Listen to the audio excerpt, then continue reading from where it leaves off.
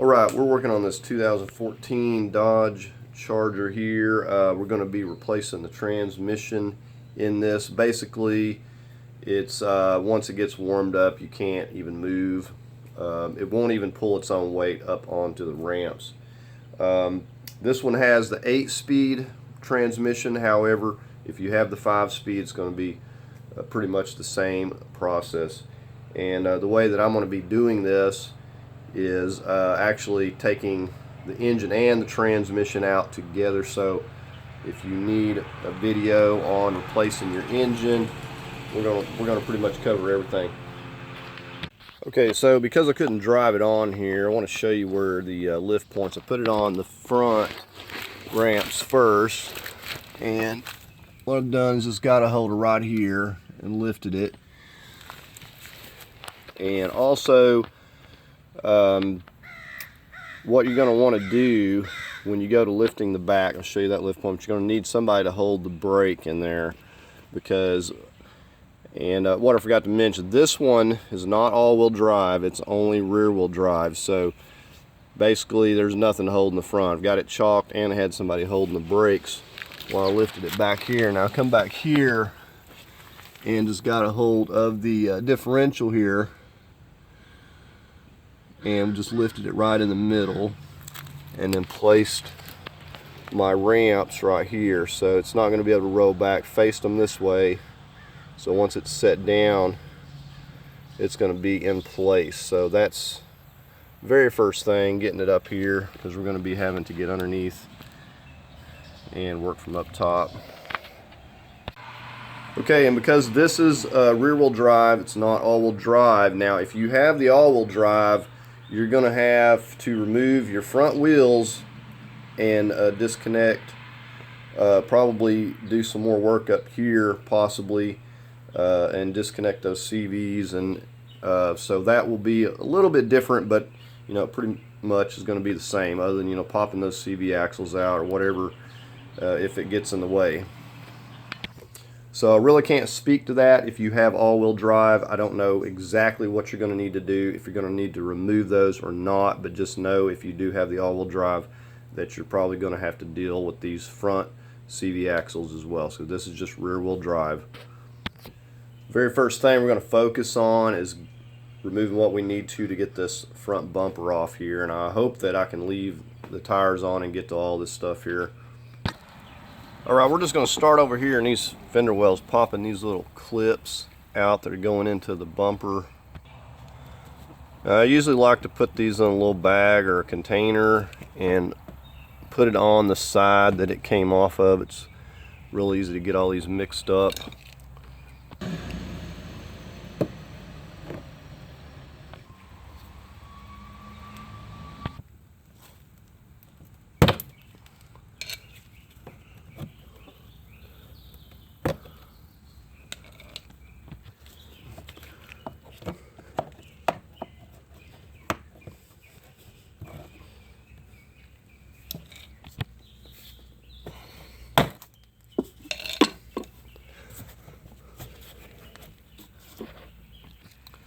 Okay, so we got a bolt up here I need to get to that's right behind this. Now to avoid taking any more loose, what we're going to have to do is push this in, because it has this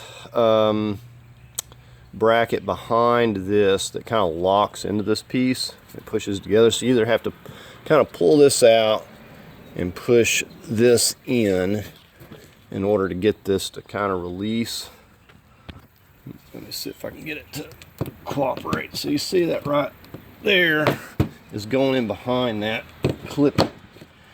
So I need to push that over enough to where I can get to this bolt right up here. Okay, took out 3 more of these because I just couldn't get the slack here. There's like one right here, one over here on this side, and one down at the bottom out of this inner fender shroud. These are a little bit more narrow of a clip, but that's going to give me the room to get to this 10mm here now.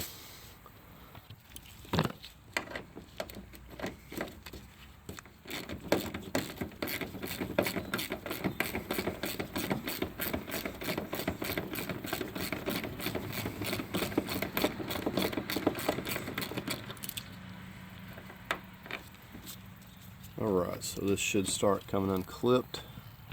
And because this has a little nub, you want to pull it back.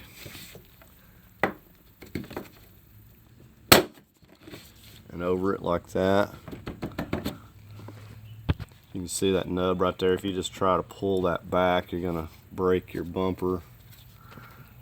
So we'll keep up with these, put it on this side over here in the car so we're not getting them mixed up, so we know exactly where these go. Alright, so we got that much loose. We'll do the same thing on the other side. Alright, we got our sides loose. We're going to go ahead and work on this top piece. Going to need you some trim tools. And these are just going to pop up. Start on this side over here. So you got all these little clips. Clip down into here.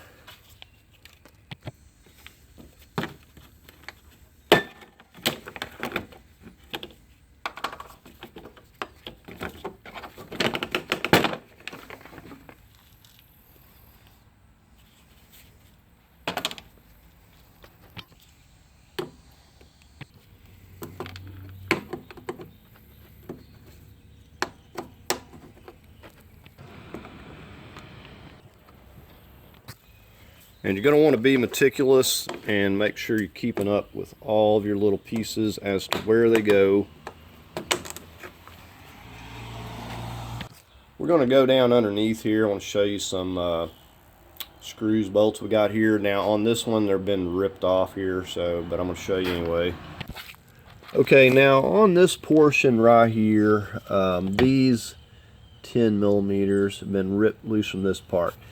Now this piece is separate, it connects to this, but the way that I'm going to remove it, so you could take all of these little 7s or whatever these are, maybe smaller, you could take those out and separate these two pieces. I'm going to try to keep them together here, and what we're going to do is come in here and take out these clips that are going along through here, and see some of them missing.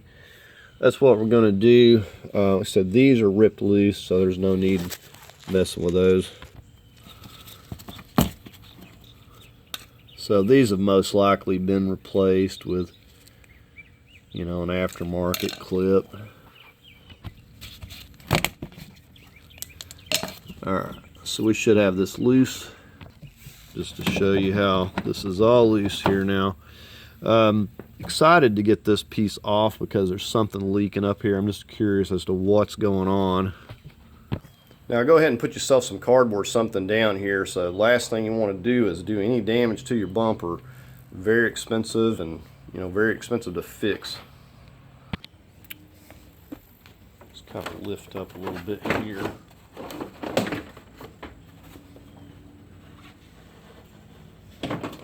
Okay, now if you have any fog lights, you're going to want to disconnect those. We don't have any on here. Okay, and you see how we just left that on there. A lot of screws holding that, so we just left that. Basically popped out a few clips, got the whole thing. So I'm going to set this somewhere safely, and then we'll continue.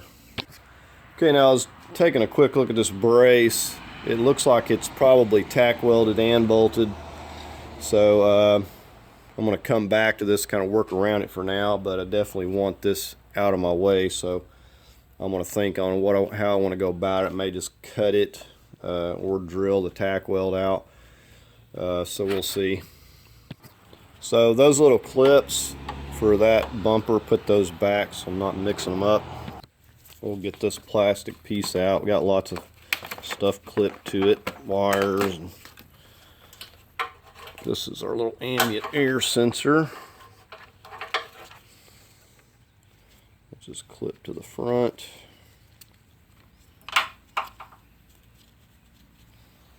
I'll put that back so we don't lose it.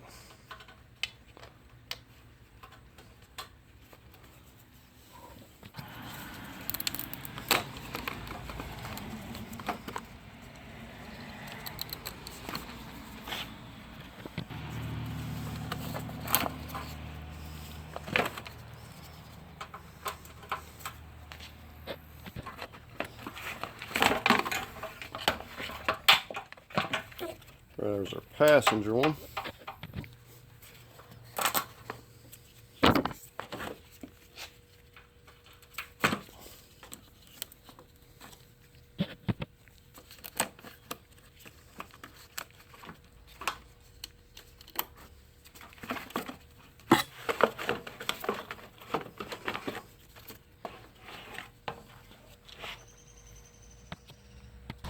We're going to get on these headlights now. We got two 8mm right up here in the top.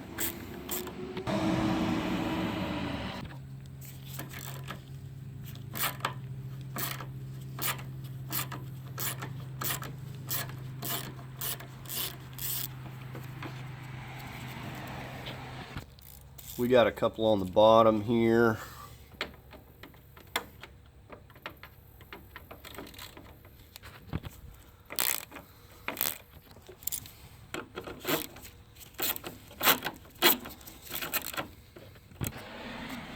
Alright, we're going to just pull it straight out. It's going to have us loose. We're going to get to these connectors here. Start with our little side marker light.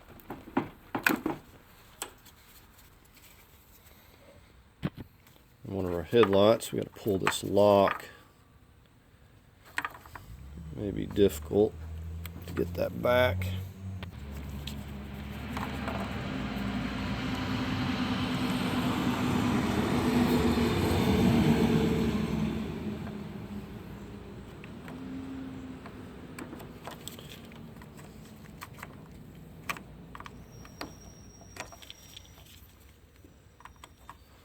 Alright, so there we got that pulled back. Give it a push down. Got our other headlight, and it's got a red lock on it. We're going to try to move it back here. And then we're going to squeeze down. It's right there. Right, so we'll just do the same thing on the other side. Now take the time to put your little bolts for your headlights back. Okay, we're going to get started on this 13 right here. It's on this brace.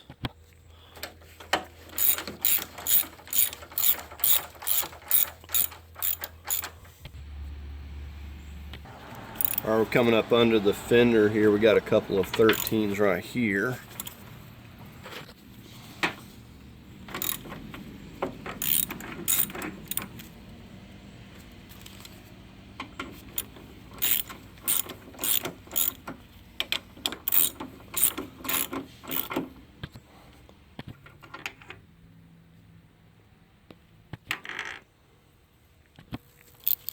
Got a 10mm right here.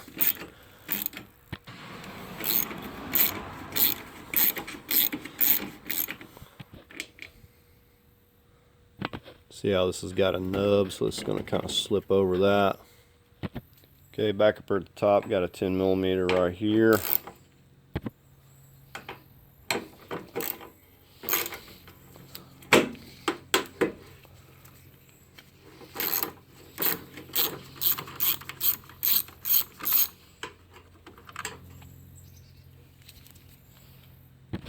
$8mm right here holding the Airbox.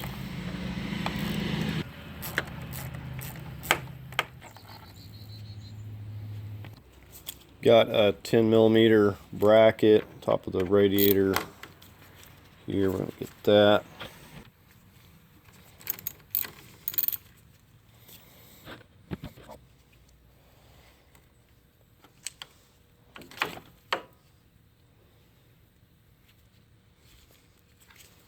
Matter of fact, we can take this, just rotate it.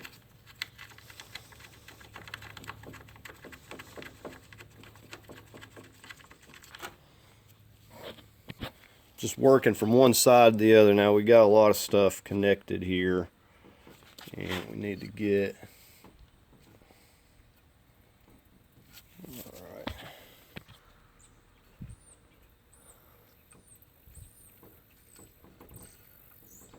okay, so squeeze at the back of this, and it should come off.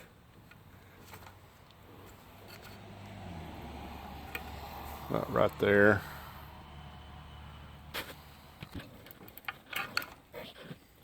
So we're going to just get all the wires and clipped everything here.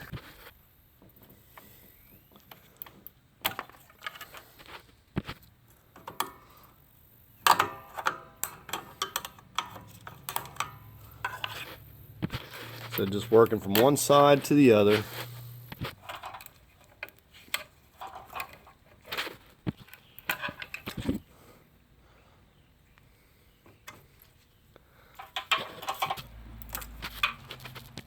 Alright, so got all of our horn wires and stuff loose. We're going to get this hood latch here. But this is just a little, has clips on both sides that push through this hole here. And you got to kind of push them down at the same time, and then you can pull that back through that. And once you get that, you can simply bring it around here and slip it right through that, just like so. And just kind of keep a note of where this routes up through here. And it's got a little slot right there.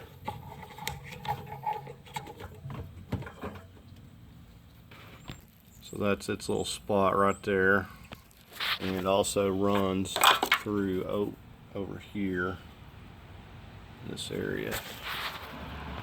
Okay, now we got lots of stuff clipped back here as well. You can see all of these lines going to the brake cylinder there. So these just have these clips here and here. We need to pop those out.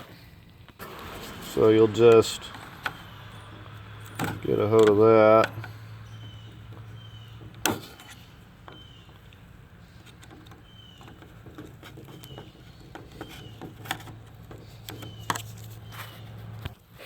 So it's, see how it's made there. You got to kind of almost kind of slide it over. But once we get that, well, we could just pop the whole entire thing loose, maybe, if it's not that difficult. Let's try, see what we can do with it.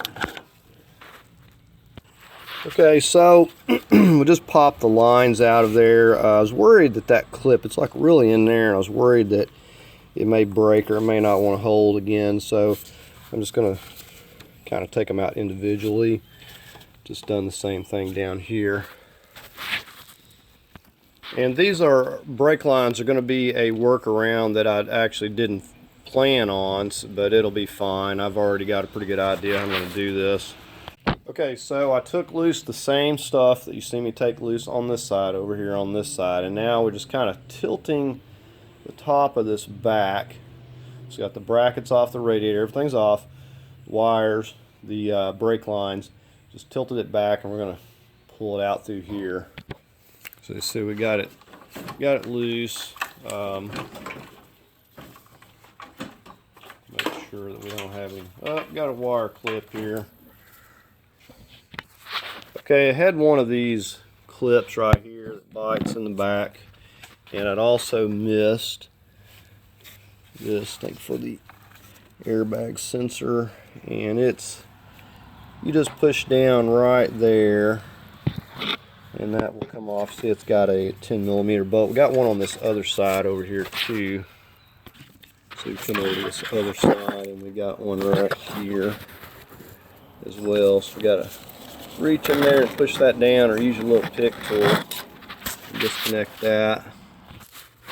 Okay, now an easier way to get this, you see the bolt, the 10mm that's running through, you can reach in there, break that loose with your ratchet, and it comes out easily. So this side, I sat here and fought with it for like 10 minutes. For whatever reason, that clip did not want to release. And it looks like it's even broken, so it's just stuck on there. So anyways, once you take it off, you can easily remove it. So I think we've about got everything here, maybe. It seems like you just keep finding stuff. Alright, so there we have that piece out of the way. Not much to it. Now, one of the things you want to do is take all your bolts you took out of here, put them back exactly where they go up here so you're not getting them mixed up. And then we'll proceed on. See, these are kind of like right here in the way, but we're going to work around this. Like I said, the main thing is I want this piece out of my way here. And it has, see, it has these bolts, 13s I believe, but then it's got the tack weld here at the top and it has one at the bottom. That's just how they put it together, you know, tack weld it and then zip zip put the bolts in. So they really serve no purpose, but we're going to have to get those out. I may just drill them out and do it that way, but you definitely want to take and mark things so you get everything lined up back exactly the way that it's supposed to be.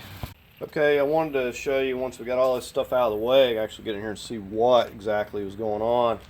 Now this probably destroyed the transmission as well. I said I just got this car, so I don't know the history on it, but this is where it's leaking from the transmission cooler line. Now I don't know if somebody broke this or what, but you can see it just pulled right out of there, so the clip's probably not any good. So this was actually hanging out like that. You should no way be able to pull that off there. So either clip or, so this one's actually okay.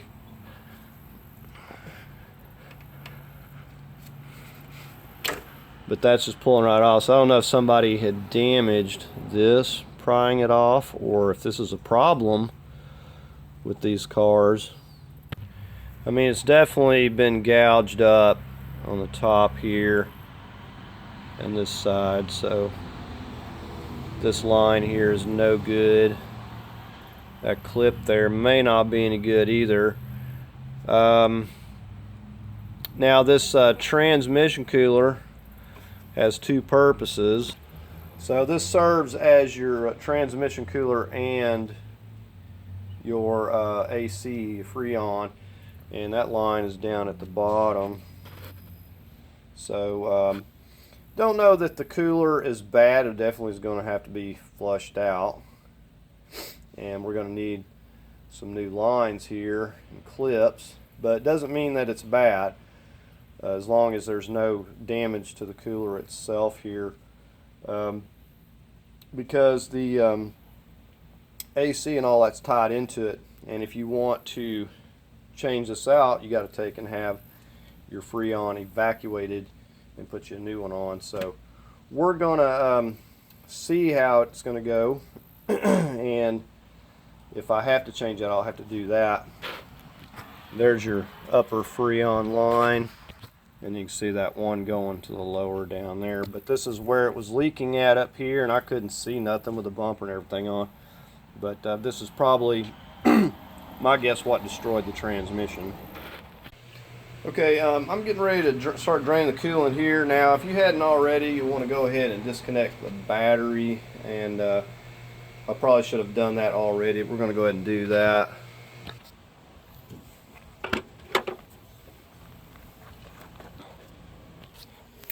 Alright, so we're going to have to, you want to move your netting over, your cargo net, if you hadn't done that already. I'm going to see if I can't just take this whole thing out. I think it's Velcroed up there. Let me get those loose. Really big trunk too. So basically we're just going to leave that out. So I want to be able to shut my trunk back because I don't want water getting in it. So what I'm going to do is put one of the seats down, I guess, and we'll just have to go through the back seat to reconnect it, or unless I figure something else out. So somebody correct me if I'm wrong, but it looks to me like if your battery goes dead, then you're going to be swimming back through having a fun time getting to your battery. Now I guess you can come back here and pull this lever, which that's probably what I'll do. There's a yellow handle there to get the trunk open, but as far as opening it from the outside, I don't believe there's any sort of key or anything like that. I just want to disconnect this so I can pull this way over out of the way so I don't have to worry about it making contact. So there we got our battery disconnected. So we have this handle right here we can come in here and yank on as long as that's working, and we could do it that way, but I'm going to leave this out just in case, because once I close this I'm not opening it from the outside. Okay, so I did put it back in because that thing is working fine, and I could easily just crawled right through here and got to it. So that's all I was worried about. Didn't want it to be difficult or anything to get to that battery. Okay, we're going to get to our drain valve right over here on this side, and we've got a hose that runs right under here out through this. I'm going to use a little crescent to turn this. Maybe. They make these so hard to turn.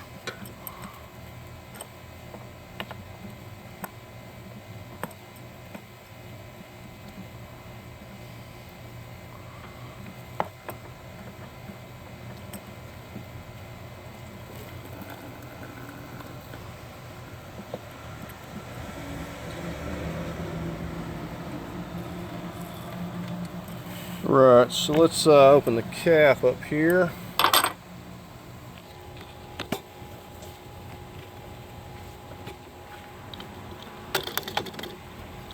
That'll get it flowing. So we'll get out a little over a gallon here. We'll get this poured up and then get the drain pan back down. It'll just keep dripping out of the hoses. We're just going to pour this up through a paint filter in a couple of jugs here. Okay, after I got out what I can from here, I just went ahead and closed that valve down there back. And there may be some more coolant coming out where I'm just going to take the hoses loose from here and here in a minute, but want to get the majority out of there.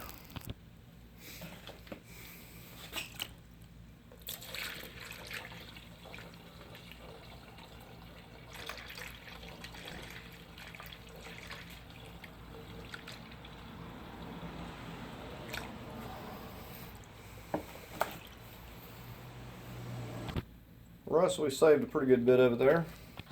Okay, now normally when these are not messed up, you can either use a little tool to push these apart, or you can just take a little screwdriver and lift this little clip up here, if I'm not getting right in your way. Just take that little clip, and it just looks like that.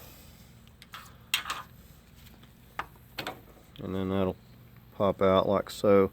I'd expect that this one here was okay, so we'll just put this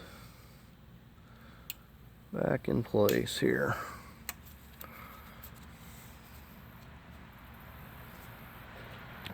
So like I said, my guess is that somebody mangled this up. Now I don't know if it happened before they destroyed the transmission or this is after the fact, but both of these look like they have damage and they're not gonna stay in there. So I don't know if it's a problem with these or somebody got a hold of this and just mangled these up really bad using some kind of tool on it. Okay, so I marked these to where they go, and I didn't have a plug, so I took some HVAC tape, capped off these ends so they're not dripping. So hopefully that works. Okay, we're going to focus on moving some of this Airbox things out of the way. Okay, we already got our 8 here loose, so we just got to get this hose.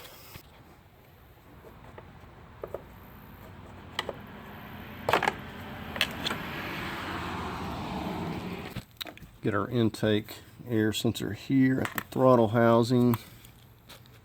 We can use a flat or an 8mm.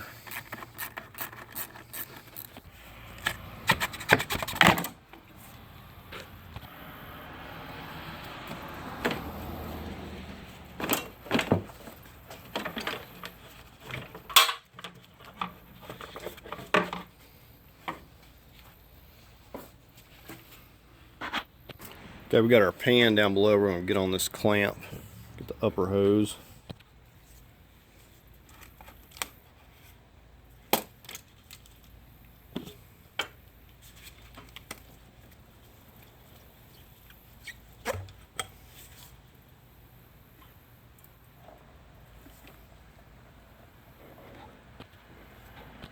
Now it helps to have these caps where you can plug these off. Mine's going to be sitting out here. I don't want anything getting in it mainly. Okay, now so we'll get on this lower one. It's down here. We can get to it.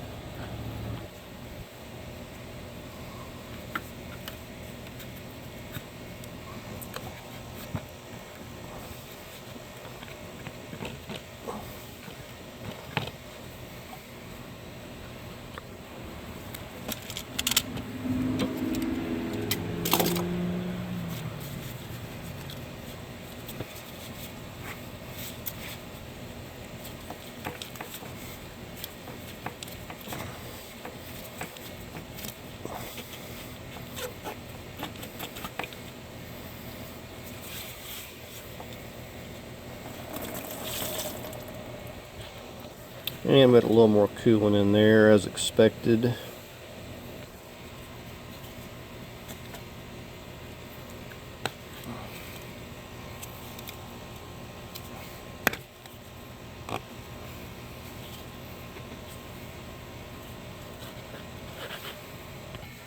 Get on our fan connector.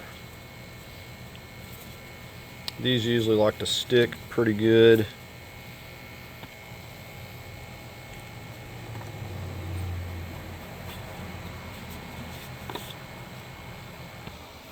Now this also has one of those little clips that bites in. Just pop that loose.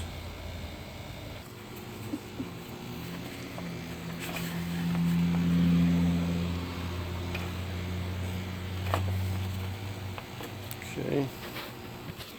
This has these little bent tabs all up and down through here that are kind of holding it, so I'm just kind of yanking it up.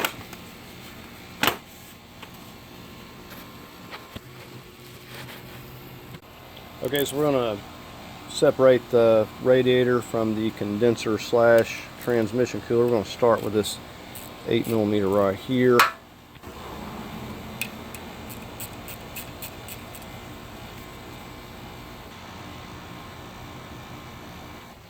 Get on the upper 8mm from this side.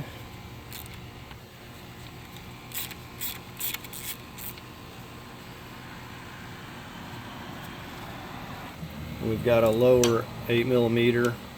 Now I will say what I'm seeing so far I like on this car. It's nice to see things that are bolted and not just kind of clipped into place.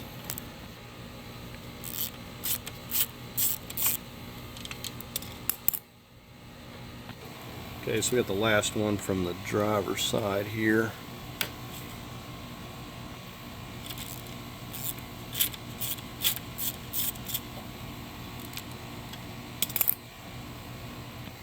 Okay, so this is all loose here.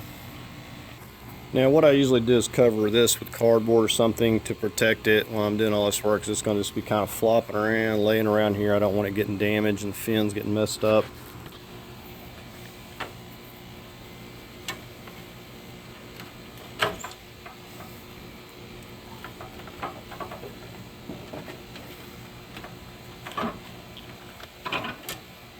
Alright, so there we have the radiator and fan completely out. And you see we just left the hoses, everything on there. and the whole assembly. So we'll just set it back in. That'll be pretty easy. Okay, so I think we're going to go ahead and drain the transmission fluid next. Okay, so got our 10mm hex.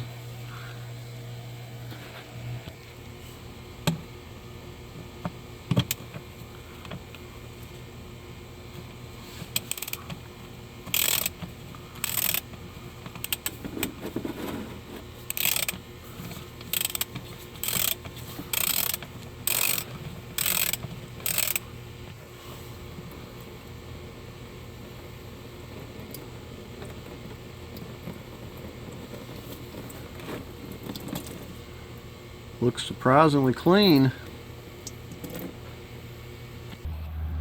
Now on a drain fill, you're supposed to get somewhere around 5.8 quarts. So you're going to need to put back at least 5 and kind of check it from there. There's going to definitely be about 3 quarts left up in the torque converter in places. Okay, so we'll just get to work on taking the pan bolts later.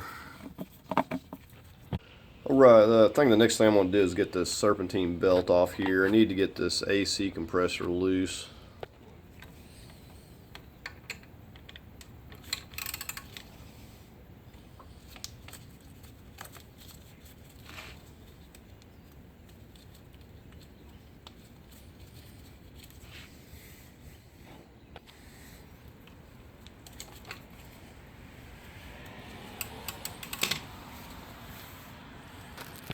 Okay, and you'll note we've capped off right here at the thermostat, and we capped that lower one. It'll just keep dripping if we don't.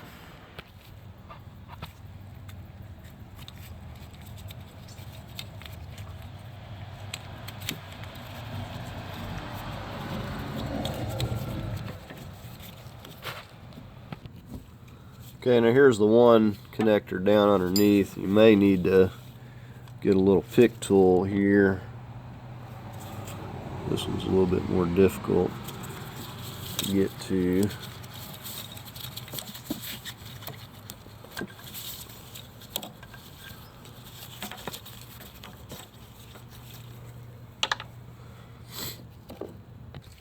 You'll see me labeling stuff a lot, and it also covers up the connector too, so it keeps stuff out of it. Right, so we got our 2 upper 13mm, using my little slim profile ratchet. It's pretty handy, it swivels. Just go ahead and get these loose a little bit. That's good enough there. This back one.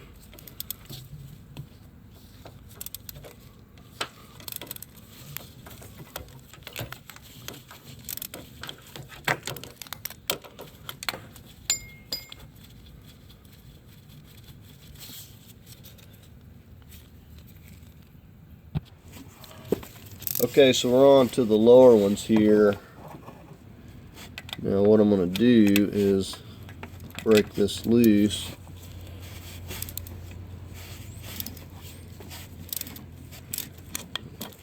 Get on the back one. You see the back one here.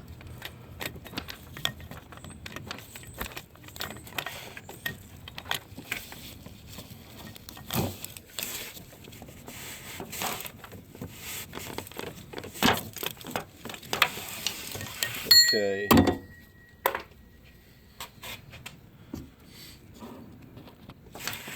Okay, what I'm using here is an E-Torx. Looks like that. So you'll need you a set of E-Torx. This is an E7. And what we're going to do is get on the end of this stud, and we're going to remove this stud. Reason being is it's going to give us the slack to pull this out of the way, otherwise it's going to hang up. So we're just removing the whole stud. We're going to remove this one, then we'll remove the rear.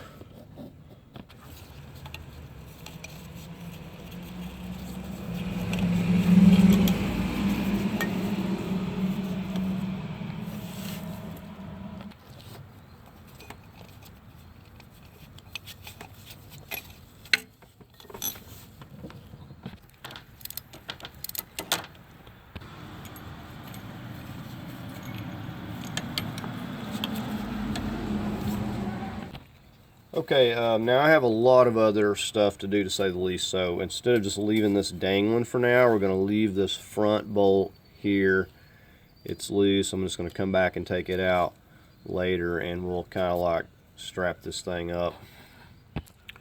So we're going to get to focusing on these electrical connectors and wiring next.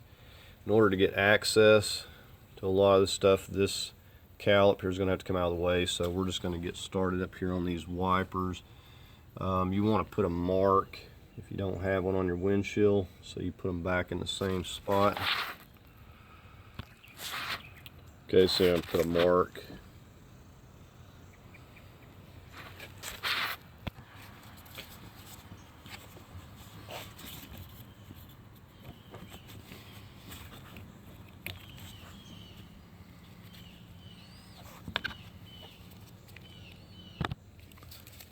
Got a 15 millimeter here.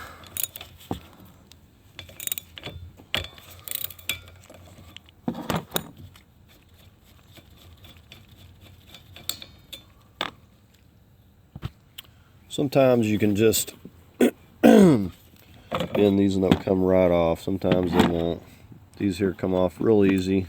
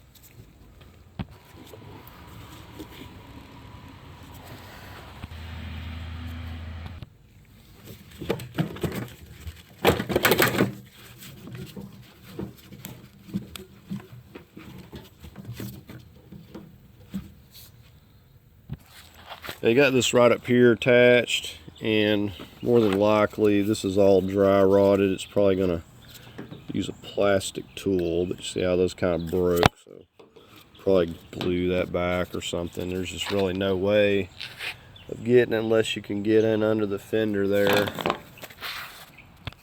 Now they popped out of this side okay without breaking, but the other side was being difficult.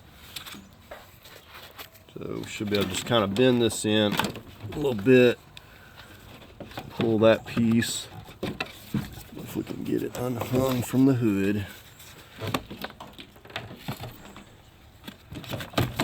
And we'll hang up there.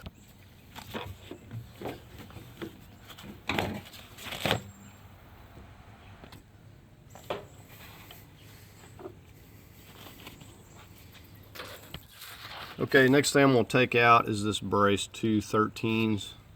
You notice I put the little buttons back on there, so I'm not mixing those up. Got 2 over here as well.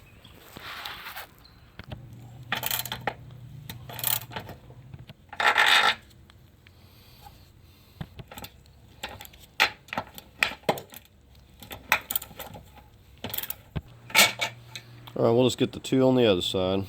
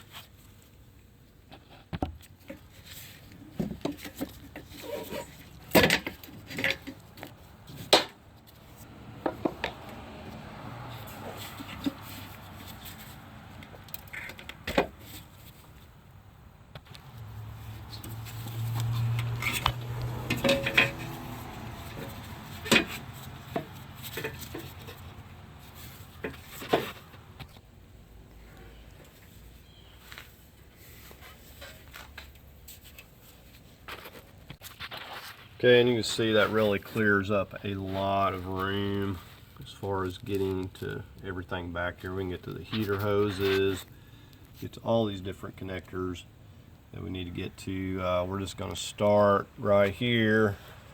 This is running in to the wire harness. I'm going to disconnect this and disconnect the PCM over here.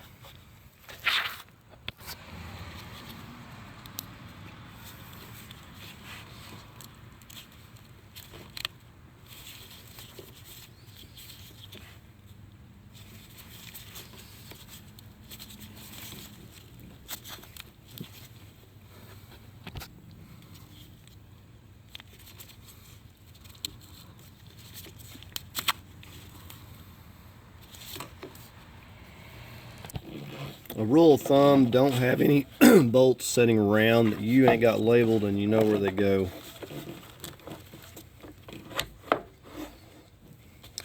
So we're going to push down right here. And we'll simply fold that up. To tape these off, keep dirt and stuff out. We're going to leave this connector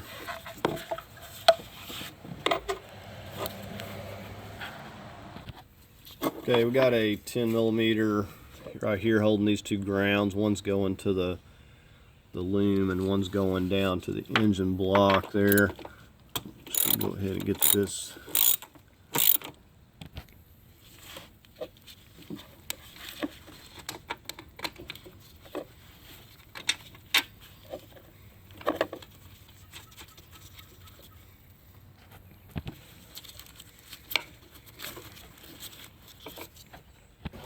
Now we got this wire going into the loom that goes down into where this fender is here. You can see that. So I'm going to have to come back and deal with that, figure out where that's going. I'll try to take care of this wire running to the box here. It's clip here and here. See how it runs from this over to our junction.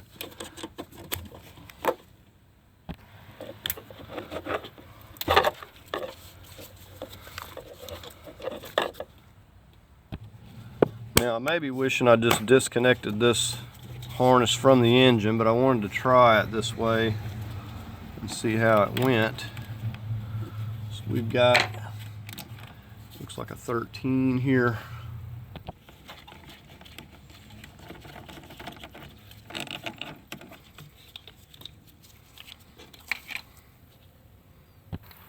This purge valve slightly in my way of pulling my wires back over here, so I'm going to take this 10mm right here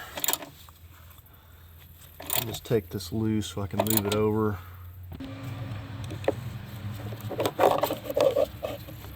So now we can just kind of move that as need be. Don't want to lose that bracket. Actually, that just slipped off of there, so kind of did that the wrong way. I didn't think it'd slip off there so easily. But now we can more easily pull our wires and stuff over here. And we could go ahead and disconnect this, push that lock. Oh, wow, that's really stuck.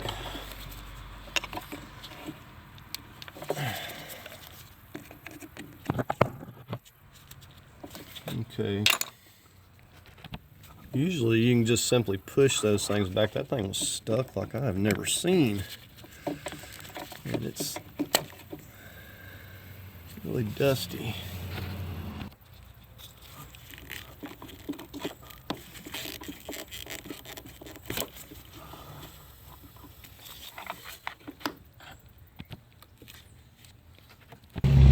So back to this, I'm going to have to figure out where this goes. And I need to pop this plug out. It's going down into that fender well, so I guess I'm gonna have to take the fender shroud over here off. Okay, so same thing that I did earlier. We're gonna start popping out these little pieces here, and there's gonna be several of them, some hidden up in here, and I'll just spare you that. And we're gonna take this entire fender liner out because I got to figure out where that wire goes. Okay, so I just went ahead and took the wheel off just to make it easier. I've got all these clips out.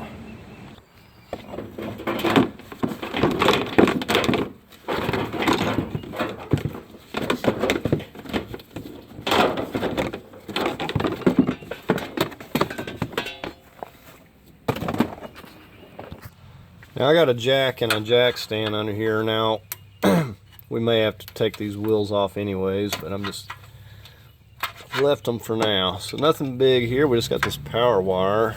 Got to get this cap off, and we got another 13 here.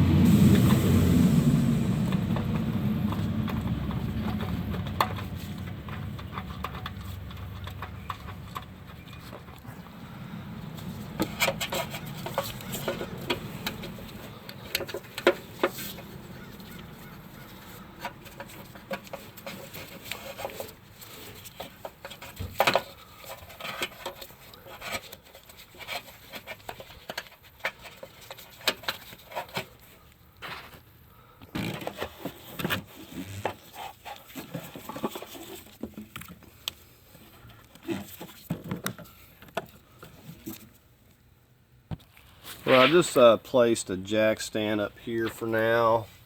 Probably going to be taking this wheel off again, so I'm just going to leave it off for now. We're going to work on this driver side now. See what we need to disconnect over here. Just going to get this breather tube. We want to mark all these. I'm going to go ahead and disconnect this motor for our wipers. Push underneath. Hear it click.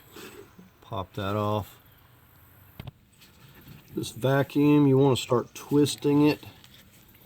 Once you twist it enough, you'll be able to pop it off of there. Clips to this piece. Unclip that. So you want to take time to label and also cover the ends of the hoses. I'm going to unclip this from our heater hose.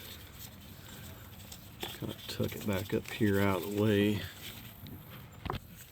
Okay, we're going to get these heater hoses right here at the firewall. You want to take the time to put your pan back down there. You will have more coolant coming out of here. If you can get this pulled over right, you can actually lock it. Sometimes I can get them, sometimes I can't.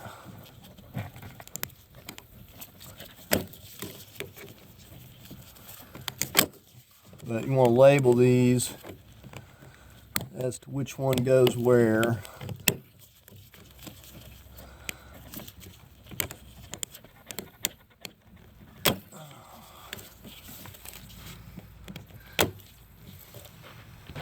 Okay, I never got it to lock, but we did get it pulled back. I'm going to start wiggling. If this doesn't work, I'm going to get my heat gun over here, which looks like that's what I'm going to have to do. Alright, well, I've just got my heat gun set on about 3 or so here. I'll just heat it up for a little bit and get it to move. Okay, we're going to move this. I can't get my heat gun in there good. If it's getting in the way now, it'll just get in the way later.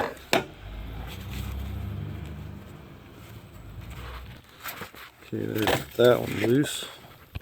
See, this has like a little sleeve, and that's what you kind of tighten down. It keeps you from over squishing your little rubber grommet thing there. So we'll get the one on the other end.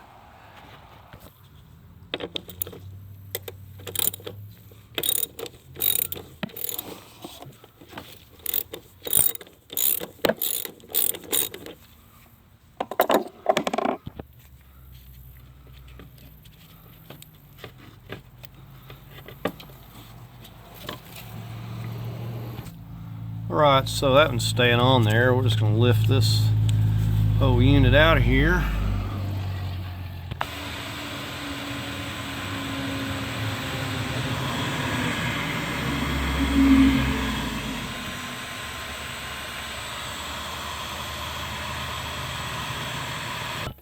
Okay, I think we got enough heat on it. It'll just come right off. And if you do these without heating it, like I have took my seal puller and yanked and everything, and done some damage to the end of these, sometimes just trying to get it off of there. I'm gonna cap the end of these and the heater core there so it's not leaking. So these are real handy. I'm gonna try to leave a link where you can get these.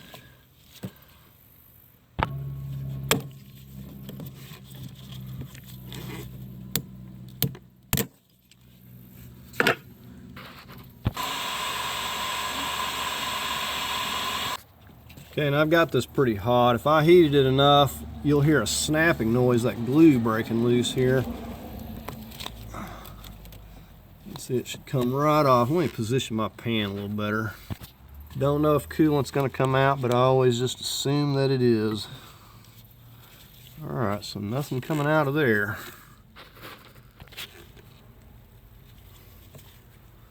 So we want to cap these off by some means as well.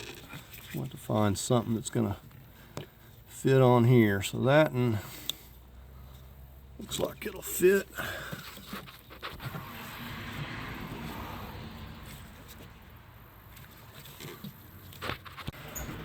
We're going to get this hose right here on the tank.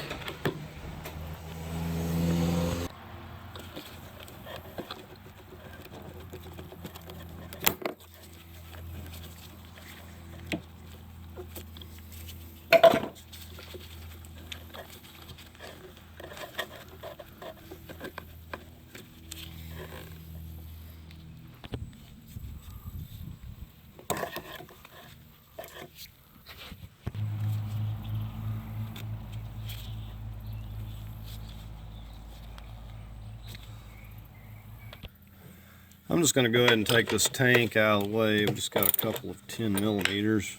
I'm going to tape that end off too. Just don't want to take a chance of anything getting in it.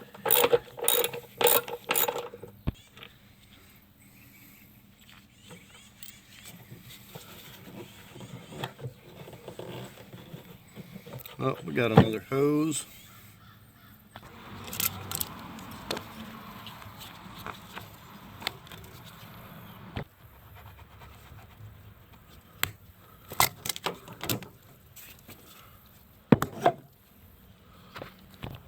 Got my pan down there just in case. Looks like there's a little bit of residual coolant in here.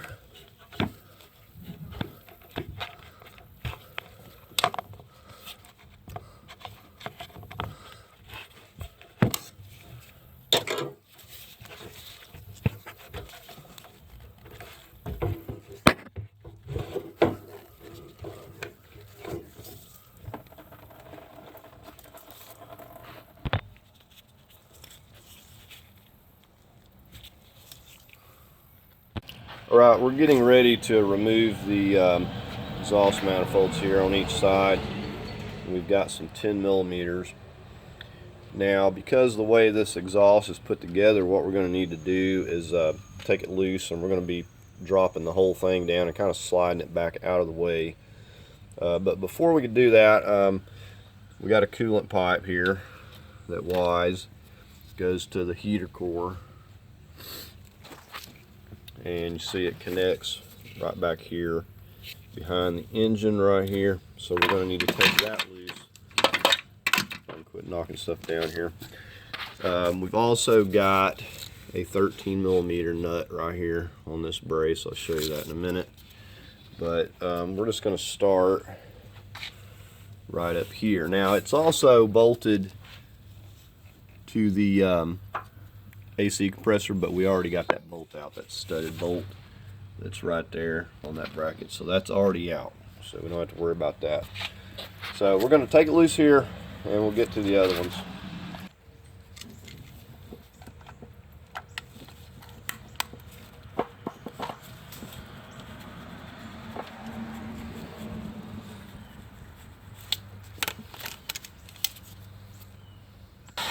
You already know we're using the heat gun.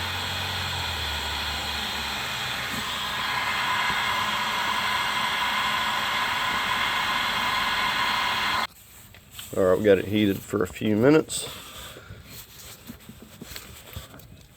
It's really hot, but it is still stuck. Okay, here we go. So you're gonna have to heat it a few minutes. And get your pan down there.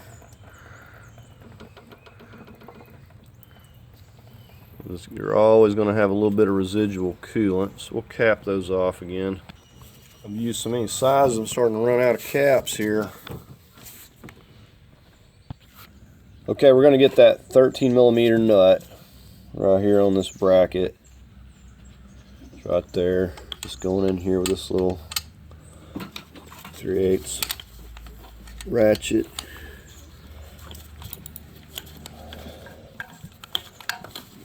Right then, we'll just spin that off there.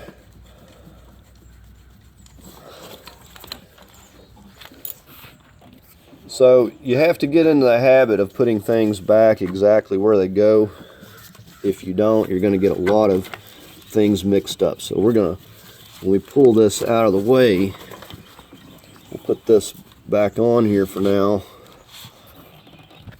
Okay, so no biggie. We're just going to get back here at the wire. We're going to take this loose right here, heat gun it, and pop that off. We'll have this whole piece of pipe out of the way.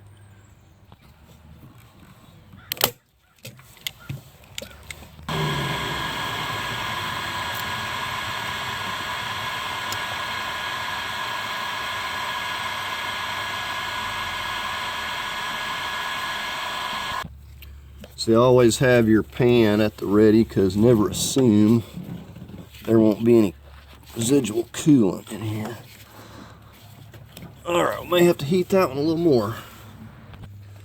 Okay, finally got it to twist loose.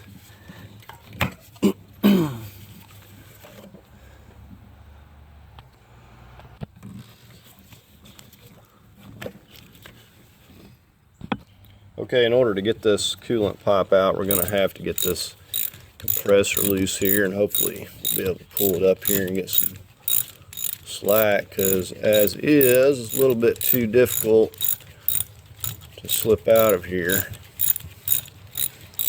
But we can put a strap on this, it'll be fine.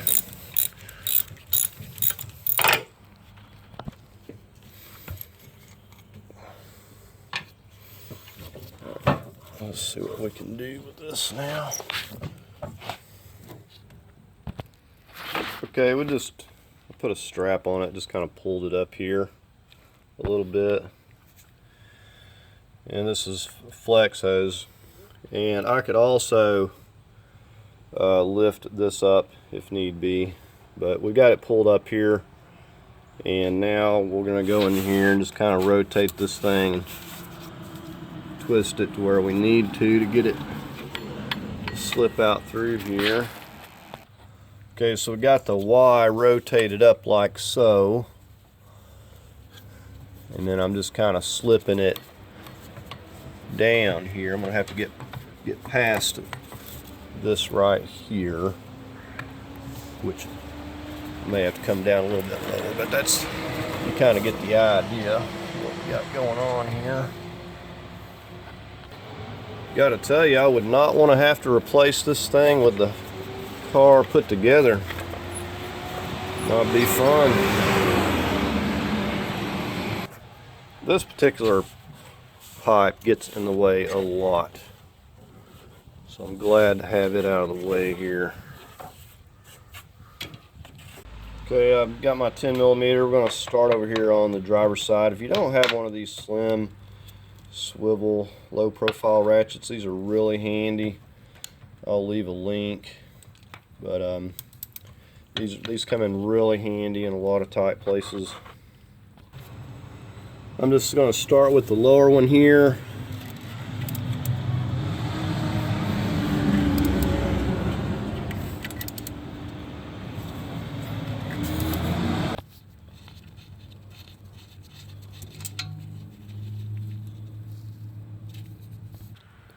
Okay, you got to feel for this other lower rear one here.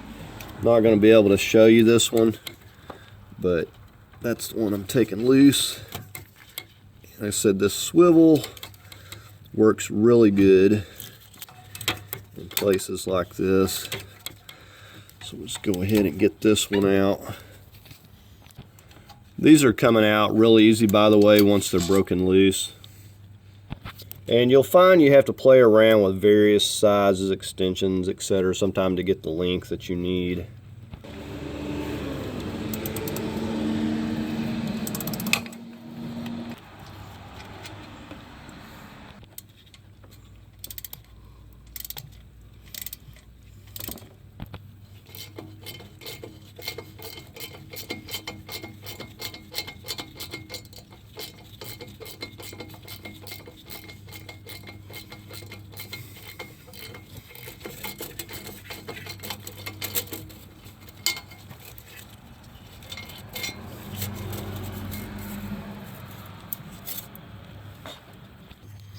And we'll have to get our O2 sensors loose as well.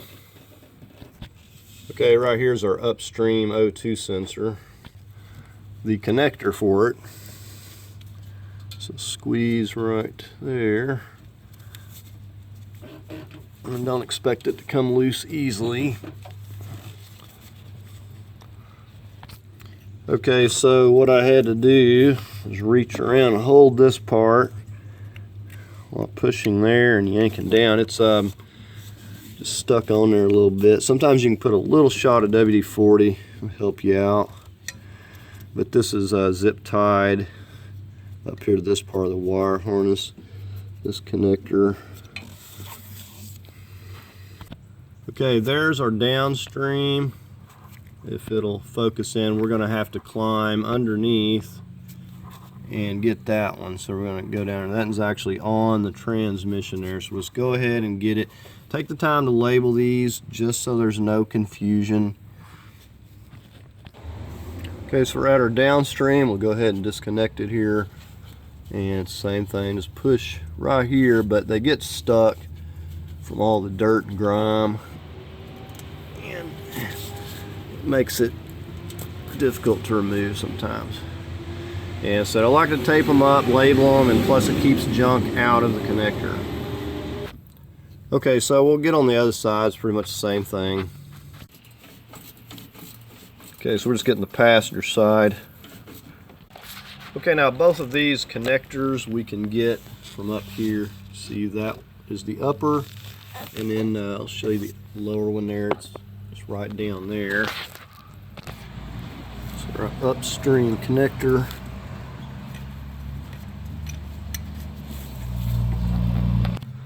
Okay, and the downstream one is this black connector. It's the only one that's different here. It's just the connectors, the only difference. So we got both of those. Okay, so we're back here at the back of the car. We're going to be pulling this whole exhaust down, pulling it back. I'm not even going to try to separate that up there. It's just more trouble than it's worth. So we're going to start back here at the back. And we've got some hangers here. Got a 13 millimeter. We're just going to take that 13 millimeter out. Got one over here on this side as well. So we're just going to start here, and we'll have to, of course, you know, we'll have slack. We'll pull it forward a little bit to get it out over these tips here.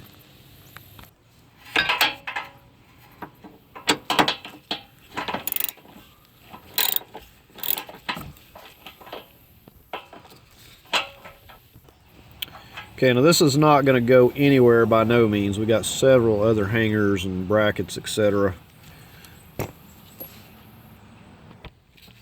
Right, so we're just getting the one on the other side at the back. These are 13 millimeters, in case I didn't mention it already. Okay, we're going to get on the next hanger in question. It's a 13 as well.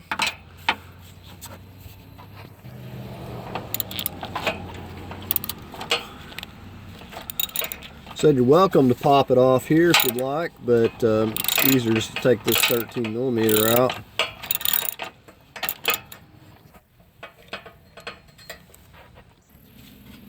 So you can see it's going to rest right there.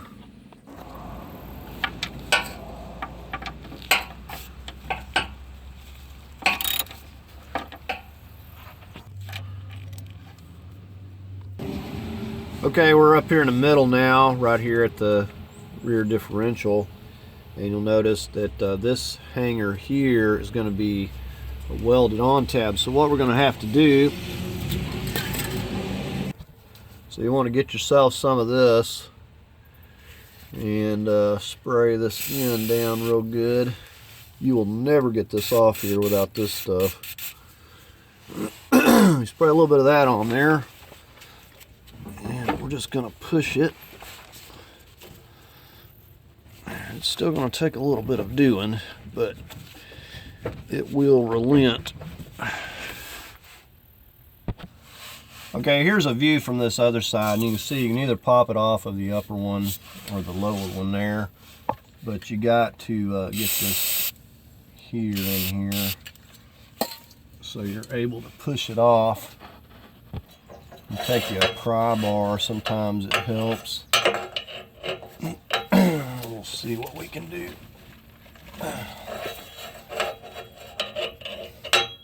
Usually they're not this tight.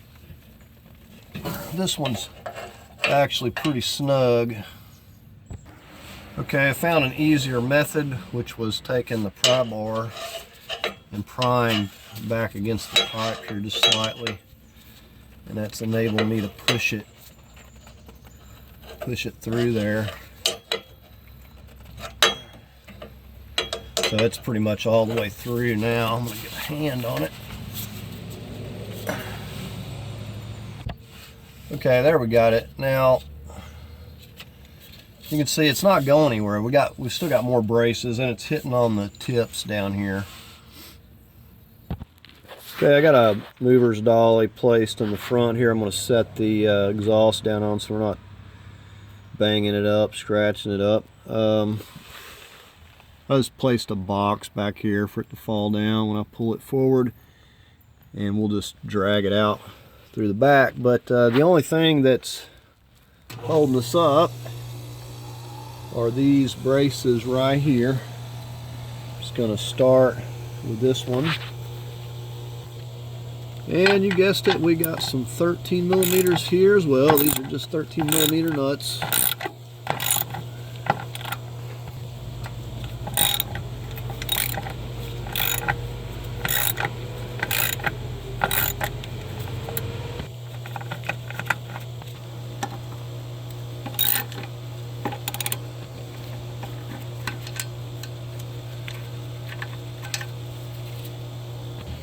We'll place this temporarily.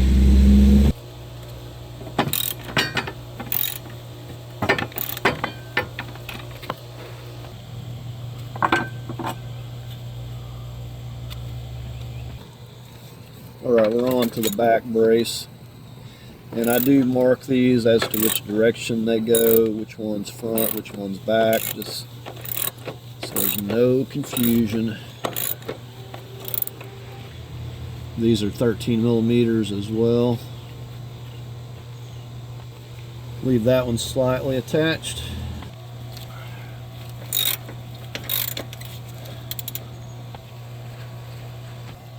You could place another jack stand at the back, because this is going to start dropping down. I'm going to get a hand on it. I've got a jack stand under the front, but I want to get a hand out so it's not just falling down here on me.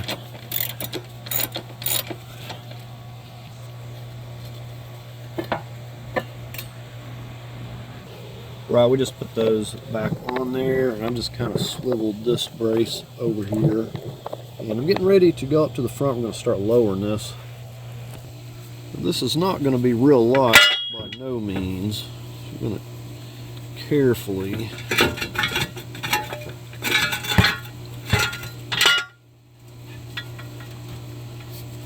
Alright, so up here to be hung at the back with those tips still. So I'm going to have to get back here and figure this out. Okay, the tips are holding me up, so we're going to have to take this off. It looks to me like there's a couple 10 millimeters coming from the top. I will probably flip those around to make it easier, but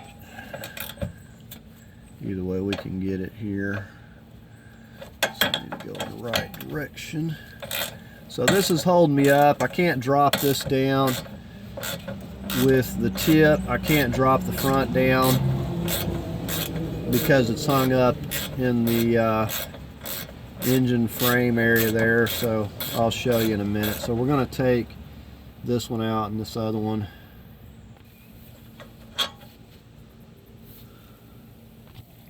Alright, so if you can see what I'm doing here with the glare, I'm just pushing this up a little bit and getting this one on this side here. A little more difficult to see this side. Okay, there's actually another one up on top here that you have to kind of feel for. May have actually been easier to take this bumper off, but I'm already this far. So I've just got one more. It's just a little 10mm on top there that I'm getting. Alright, so there's that top one. Okay, I was incorrect on these tips. There's only the 2 bolts on the bottom here holding it, and you don't have to even take that one bolt. I don't know what it was from, but the top part of this just has these clips that go in to like these little slots up here, and it just holds it, and then it's bolted from the bottom. Let me show you how I took it loose on this other side. Okay, you're looking at the upper part of the tip on this side, and what I did is come in at an angle with this narrow flat screwdriver, and I just took and kind of tapped it in there with another screwdriver, pushing up on those tabs. And I first got this one, and then I got the one on that side, so then I broke that one loose, and that's the only thing holding it. And then you can just push the whole thing back.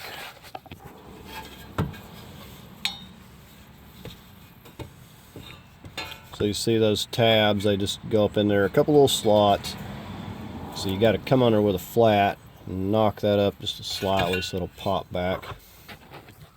Okay, we're going to start sliding this whole thing back. Okay, you got a 10mm right here, and this side got broken. This is the only place it's gotten hit on this rear bumper, but this was broken. But you'd take out that 10mm just like the ones in the front. You gotta like pop this out, get your 10mm, and this will pop out of here. And the reason being is that there's no way to get room to drop this, so we had to get slack. May have to pop the other side out, I don't know. I'm thinking the whole bumper should just came off. It'd been easier. So you can see it's just setting right up here on this bumper when you try to drop it down. So I'm gonna see if I can slide it over this way. If not, to get it to drop down. If not, I'm gonna take this side over here loose. So we got to get this side too. Now on top of these snaps holding this fender liner that I'm getting here, there's like this one little coarse threaded 10mm coming through the bottom there. So I've got that enough to get this 10mm right here, and then it just kind of unclips. Now the whole bumper come off, but I think the tail lights have to come out, and I don't feel like messing with that. I just need to get the slack to get this exhaust to drop down. It's a lot tighter than I originally thought it was going to be. So this is what you're going to have to remove. Alright, so I got that loose. I'm going to pull that down slightly so it's not breaking.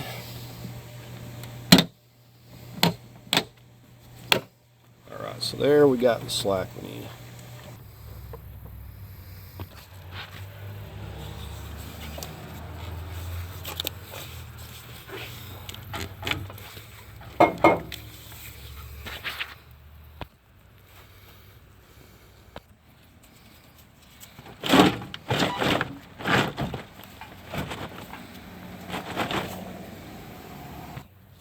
Okay, it's trying to hang up on the steering shaft here. I gotta move it over, or we may have to take that loose.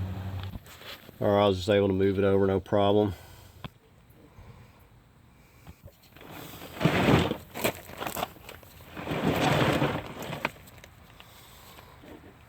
Okay, I had to drop it down on cardboard. Mover's dolly ain't gonna work because these curve up too far and the car is too low.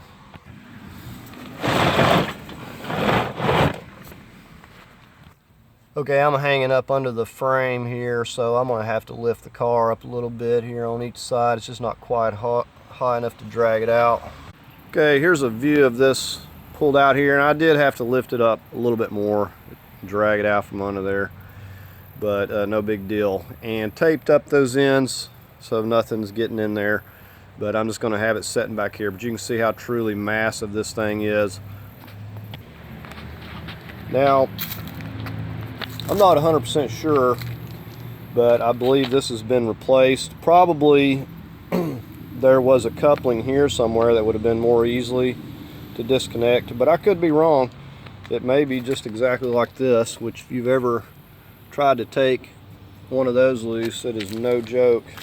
So wasn't messing with that, so we just took the whole thing out. The only thing that's kind of a little bit difficult is dealing with that bumper. The bumper should have just came off completely, so if you take it out this way, just take the whole bumper off, because I'm probably going to take it off prior to putting it back in, because it's going to be equally as fun putting back in there, I'm sure. Here's where I lifted it up at and just drug it out. So I really feel like that we are making some progress here now, because at this point we don't have the exhaust in the way. We've just got we got the subframe here that we're going to deal with. And I think the next thing that we're going to get on is disconnecting things on the wheel over there. So might as well get started on that. Alright, I'm going to get started with the ABS sensor, and we're going to get some of these, get the brake caliper and stuff disconnected, but got a 10mm right here, I do believe. Well, I can't get to it just yet. Alright, let's get to this one here, this 10mm first. This is for the brake line.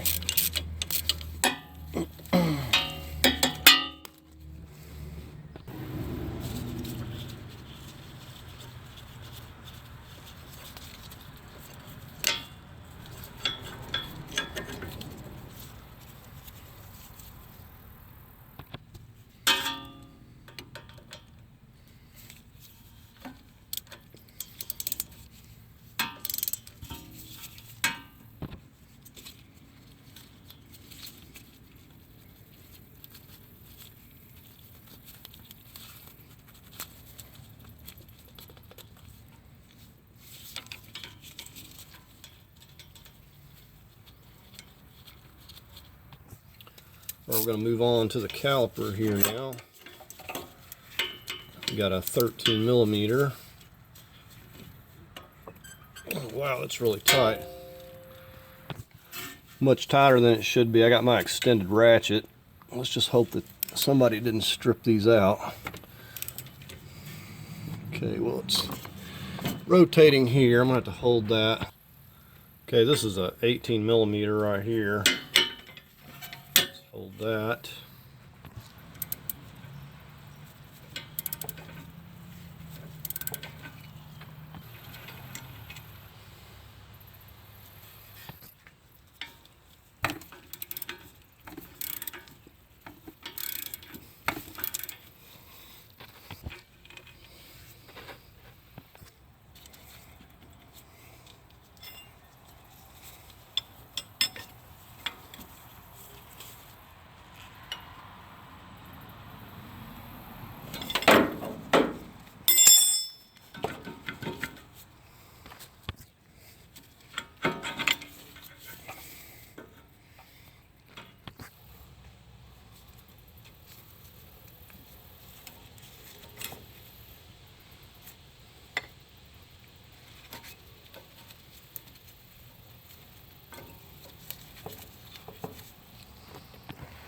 Okay, I just wired that up there on the spring out of the way. Alright, we need to get this upper ball joint on the upper control arm. This is an 18 millimeter. Now, more than likely, this is going to try to spin once I get it loose. Well, it's actually spinning before I've got it loose. We'll have to hold it with a hex if it keeps spinning here.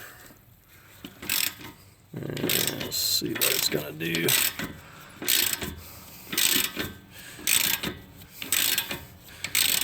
Alright, it's actually coming off of here.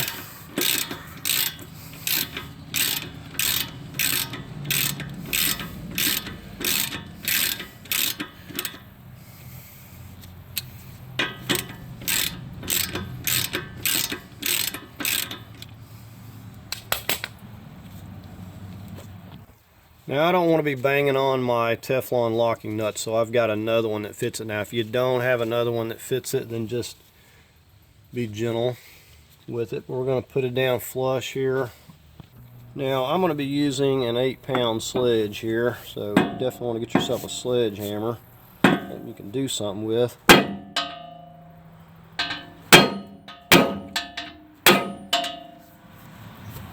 Alright, so that's pretty good. Just got to get this back off now.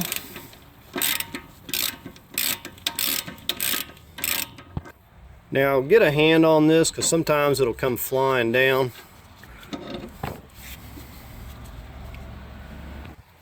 And just to show you we didn't hurt anything.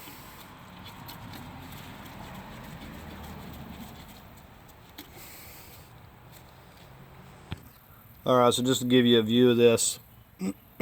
Now, most of this we won't need to remove, but the strut, we're going to have to remove that bolt and get the strut loose. And then you got the stabilizer link back there behind that, so we need to remove that. Wherever it's going to be the easiest to get to, we'll take that off. And so we could completely remove the knuckle if we want, keep it from flopping around. If it gets in the way, I will, but right now I just want to focus on getting this loose from the strut. So we got our ABS, got our brake line, all that stuff loose. So we're going to just focus on getting the strut and the stabilizer link here. Okay, this nut is welded, so we don't have to hold that. Alright, we're just on the other side here.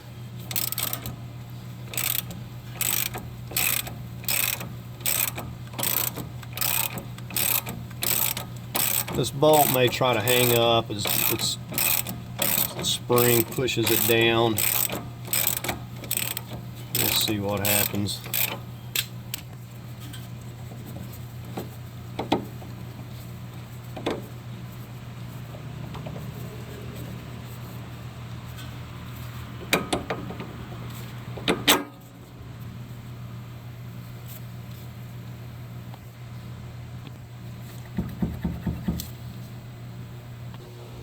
Alright, I'm going to disconnect the stabilizer link right here. And this is a 21. Okay, so this thing spun immediately.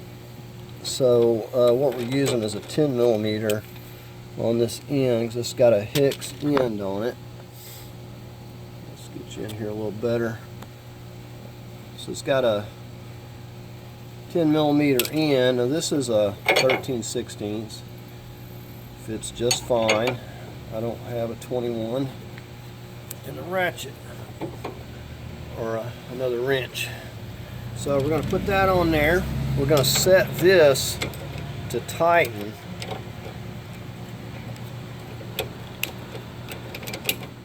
So we're going to have that set to tighten. And because this is so extremely tight, we're going to double up our wrench here. And we're going to have to hold this as well, or it's just going to continue to spin. Alright, so there we got it broke loose.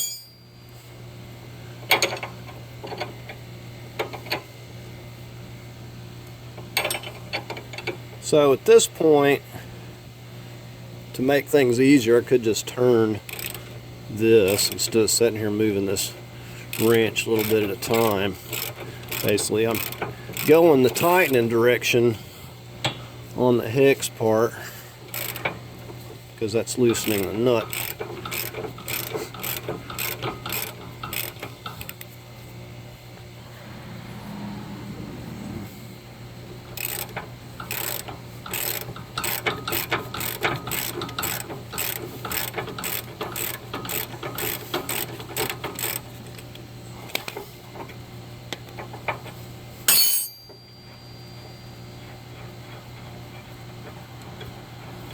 Really heavy duty.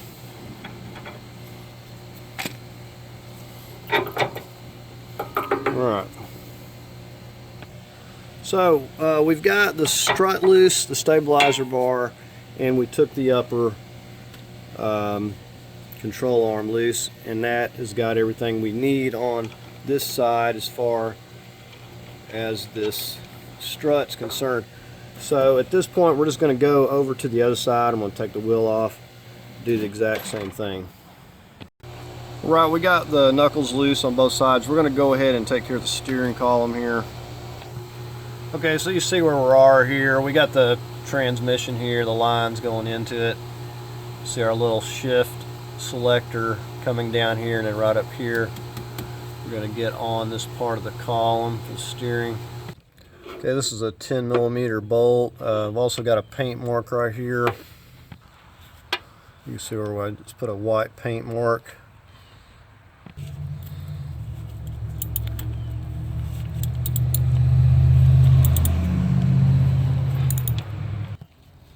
Here's a view from this side.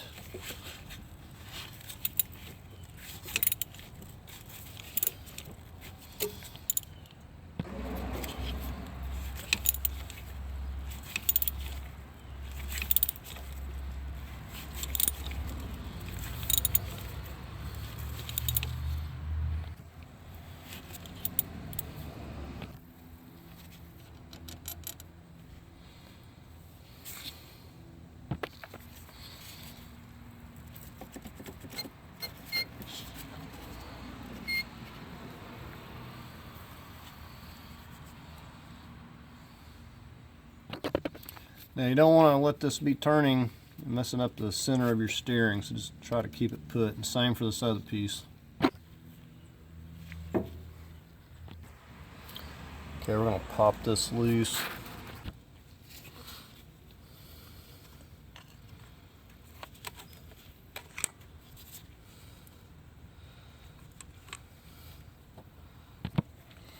These are 13mm.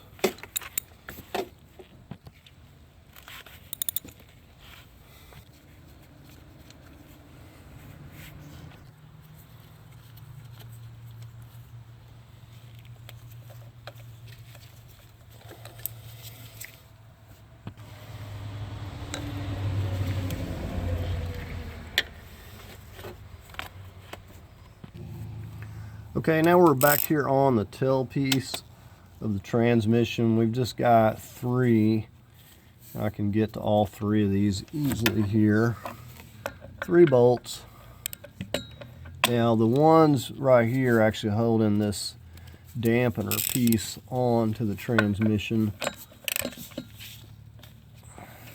So we're going to take these 3 bolts, and there's a brace back here in the middle where this shaft goes back. I think that it's going to hold this thing up fine. I'll show you in just a second. We're going to get to working on these bolts first though. Okay, so we actually have 18mm nut on the back side of this, and it's spinning, so I'm going to have to hold that with a ratchet. Now this is probably going to be the only one I can get to easily, so I can't rotate my back wheels unless I lift the tires up to turn the axle. I may have to take the rear axle loose where I can rotate this, because I may have to rotate to be able to get my ratchet to where I need it. But see, I can get this one right here fine, and unless I figure something out, to hold that nut on the other ones, I'm going to have to do something different. So these Torx bolt the rubber dampener to the transmission piece. These bolts bolt this drive shaft to the rubber dampener. So if you take out the other ones, you got bolts on them too. So either way, you're going to be taking out the nuts on the back side. All right, I just dropped that. I was going to show you, but it ran off. Okay, and it looks like there's a washer on there too. It fell off. It's a self-locking type.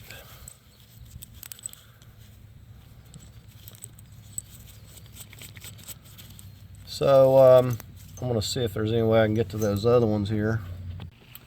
Okay, what I've done here, I took a short pair of vice grips and simply clamped it onto that nut on the back side. It doesn't take a lot to hold it, and that's how I've been getting this upper one here. I think I've pretty much got it at this point.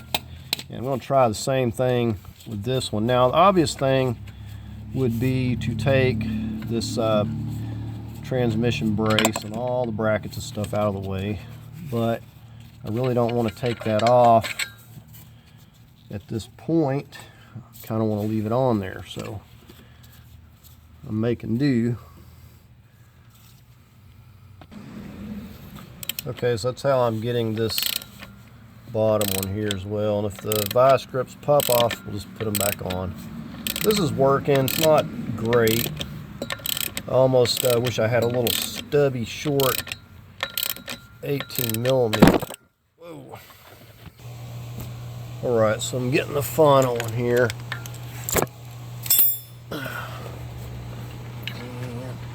think if I can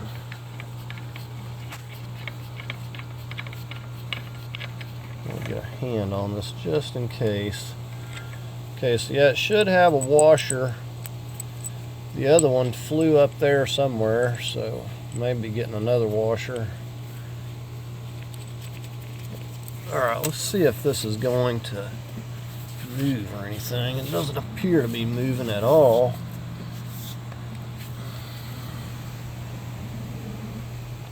Okay, I've got the jack here at the pan, and there's not going to be a lot of weight even when I take this brace back here loose.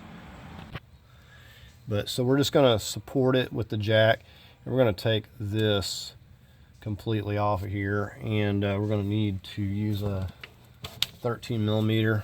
We'll start taking these out. I'm just going to take it out temporarily because when I went to try to get this up here loose, it's not budging, so I don't know if it's in a bind or what, but I'm going to take the Torx out as well, and we'll see what happens.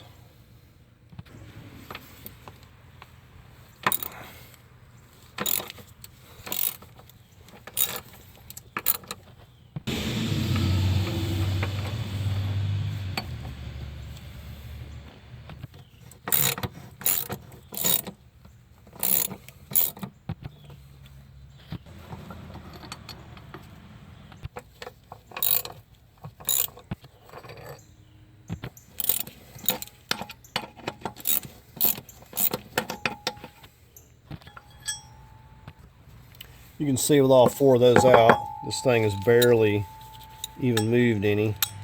To figure out what size these are, get these two out. Actually,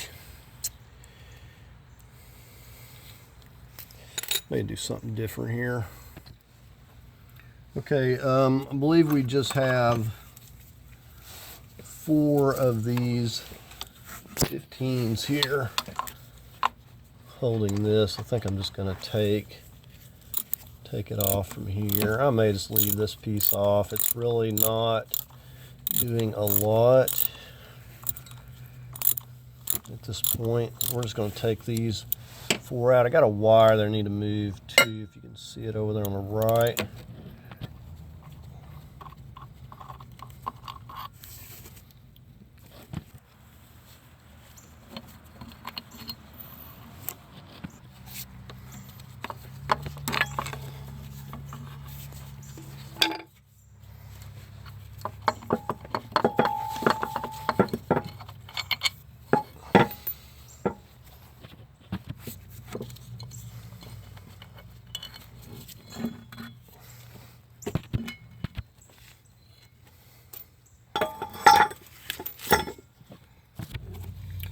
So definitely make it easier on yourself and take that piece out of the way to start with.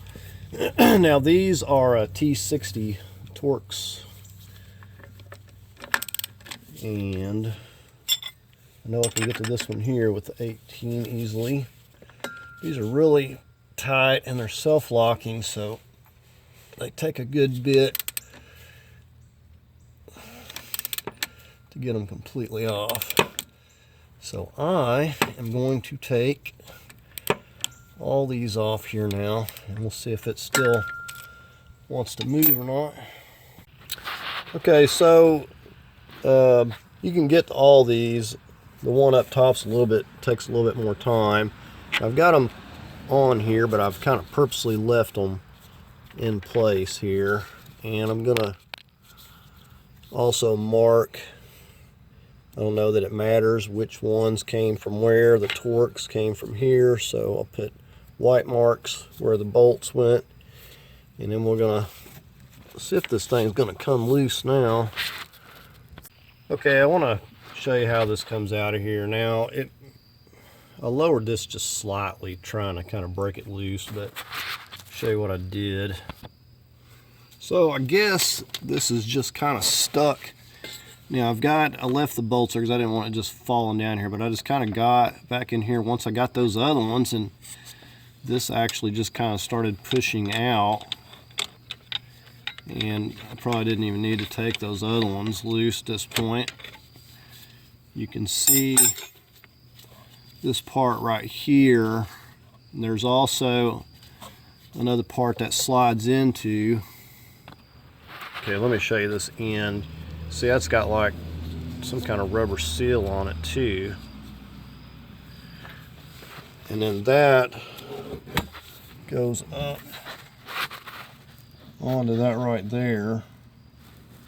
So I guess it's just kind of sitting there, but it seemed to be awfully stuck at first. But this does, it's like, you know, telescopic. It moves back.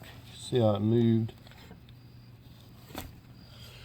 So you can move it back. So that should have come out of there, but it didn't. Now this is just going to rest here. It's fine. But I'm just going to leave those there. Really don't need this off at this point, but I probably am going to swap this over onto the other one because I think the other one's a little bit damaged. Okay, like I said, the transmission is being supported by my jack right here.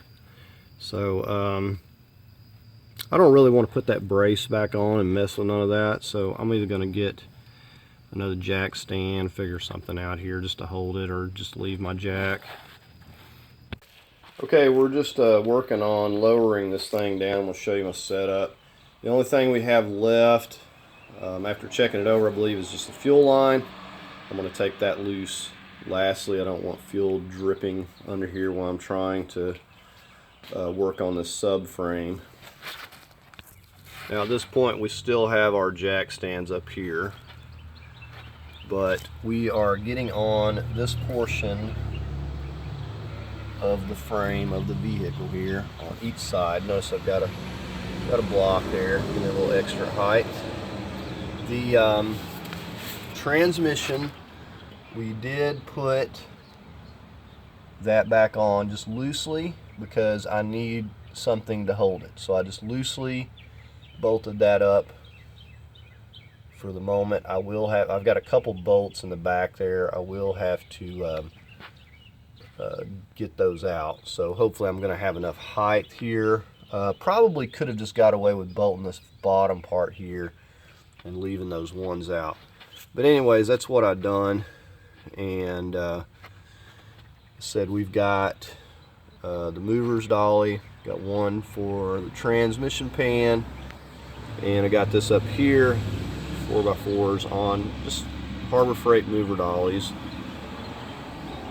and we're going to set it down onto this portion right here of the subframe. Now I would have liked to have a couple longer 4x4s and went the other way with it, but this is what I got. So we're just gonna set it down. Now the only thing we got to do, and right here, zip tie your steering column up so it's not getting caught on anything getting damaged. But we've only got these 18 millimeters going into the frame. Come over to this side, and we've got one over here somewhere, right there. So that's we got two on each side. We're going to take those, and as far as this brace here goes, we'll take care of that once we get this lowered down, because that's going to be in my way. But we're going to leave that for a moment because it's supporting the condenser and cooler, and we're just going to get started on taking out these subframe bolts once we get it lowered down here. So I'm going to start lowering the vehicle. We're going to remove these, and we'll start lowering this slowly from side to side, get it set down here on our remover's dawes. Now you could do this with a cherry picker if you wanted to have done it that way, but it's just as easy to do it this way. Chalk your rear wheels, make sure the parking brake is on before lowering this down, just to be safe. It's on the ramps, we just want to be safe. And another thing I want to say, anytime that I'm under here, I didn't just have these jack stands, but I had another set back there on the frame. So make sure you have at least a couple of supports, some blocks, jack stands, just an extra set of supports just for safety.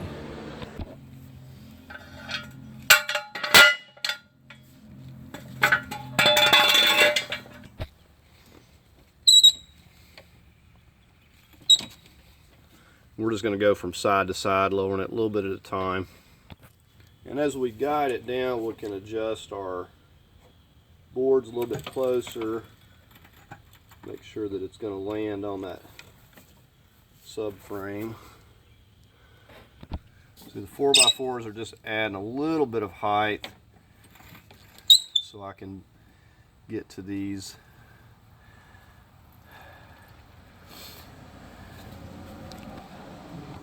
Okay, I had to change my block situation up. I realized that 4x4 is going to be right in the way of me taking out this bolt right here, so I just put a couple of blocks going that way.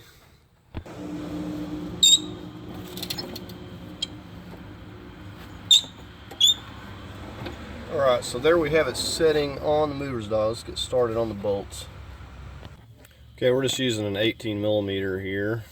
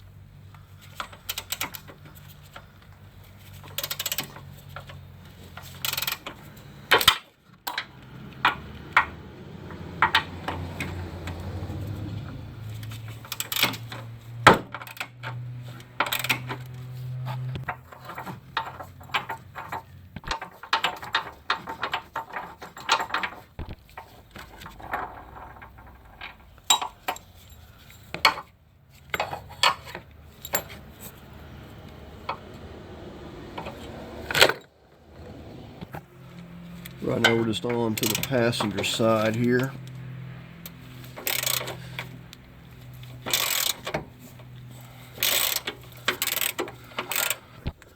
Now these 4 bolts are all going to be the same. I tend to like to put them back exactly where they came from, so I mark them.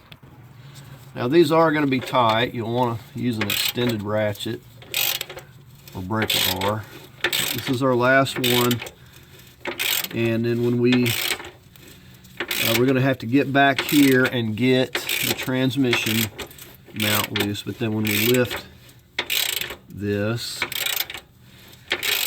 the frame and engine will stay.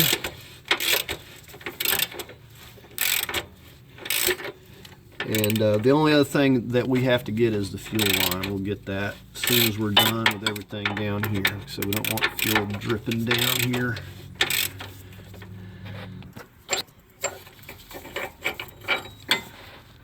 Okay, so you can see that we can get under here. Now I need to support under this. When I take the bolts down, it's just going to drop back this way.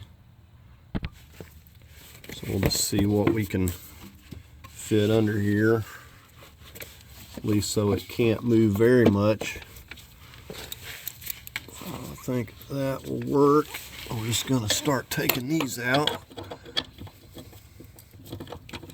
Our 13s.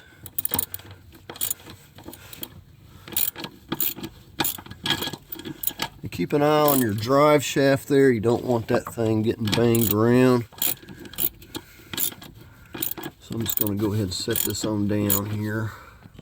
Alright, so there we have those bolts out. And you can see it's sitting on there being supported now.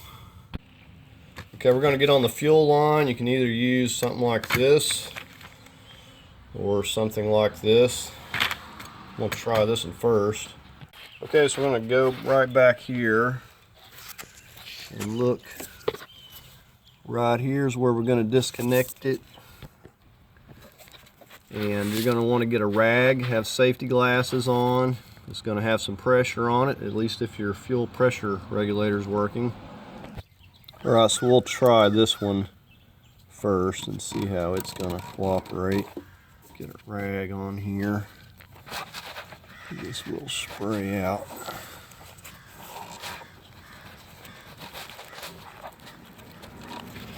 And it helps when you like push it and push the line on kind of at the same time. Okay.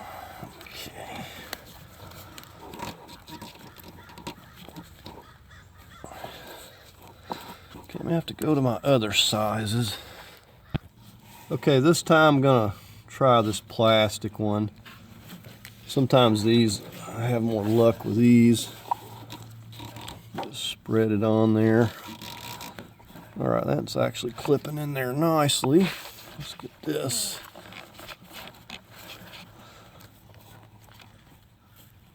Kind of turn it a little bit too, make sure it gets all those teeth. And it may be a little bit stuck. Okay, here we go. So the plastic one for the win is dribbling a little bit. It's like a 3/8. This worked much better. It seemed like the metal one was a little bit too thick. See how thin that is.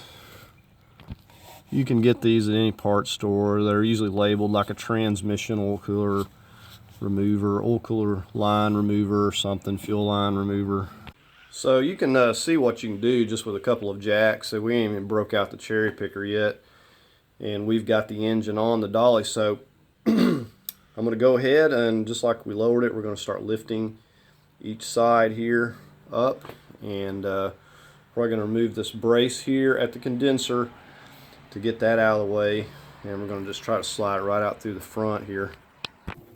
And while you're doing this, it goes without saying that you want to be checking from side to side to make sure there is absolutely no wires or lines or anything you've missed.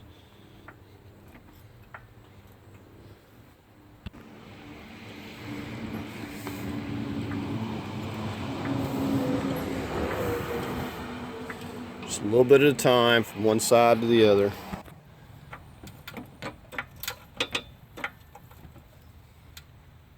Okay, there is something I missed here. I actually forgot to make a note of this, but this is where your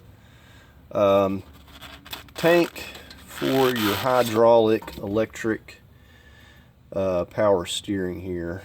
And we got some connectors on this. It's also bolted to this, so we need to get this unbolted.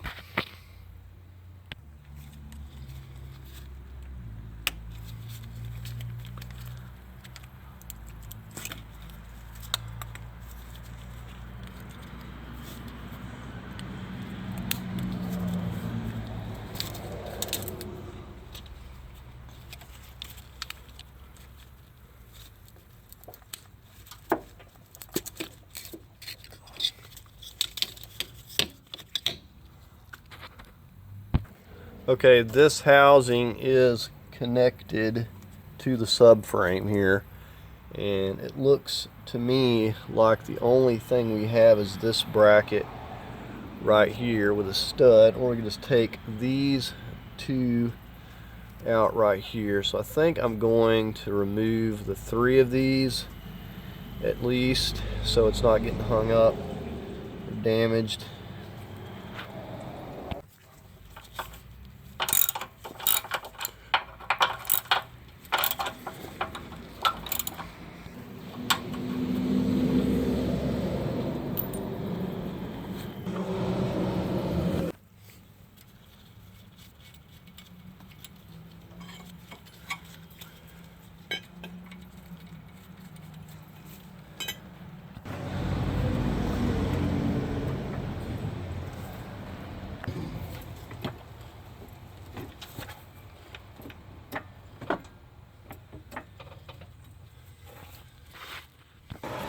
So we're just proceeding with caution. It's a lot easier to be cautious and take your time than it is just to go to lifting everything up and have something still attached you forgot about and then have to fix it. Now we just moved the compressor kind of over here, got it strapped right there for now.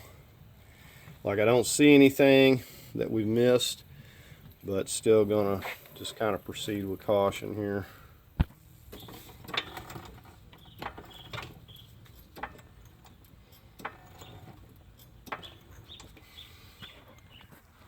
Right, so we're making some progress here,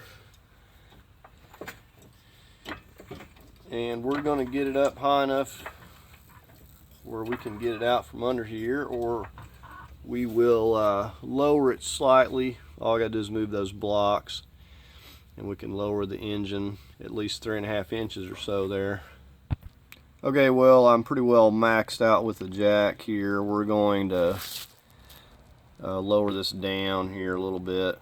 So I'm going to take, get my cherry picker over here, lift it up slightly and lower it down a little more, see what we got to work with. We're going to also go ahead and get this piece out of the way and probably pull that condenser up there. These are 13s. Let's take these two. Got 2 on each side here.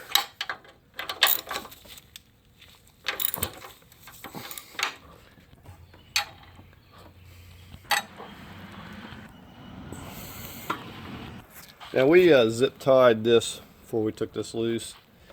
Had it zip tied. I need to get it up a little bit higher though.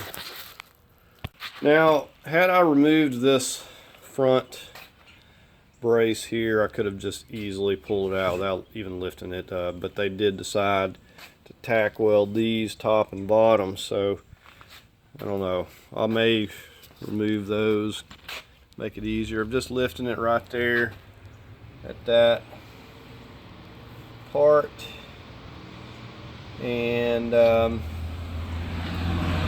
just getting some weight up off of it so I can get in here and take my blocks out and lower it down, and I think this will be plenty enough, and this thing will swing around on me if I ain't careful. Now I got those out easy enough. The only thing I'm going to have to be careful about is that I'm not hanging up on my lift here, so when I set it down I don't want it to hit on my lift here and get caught. Okay, and it still may not fit out from under here.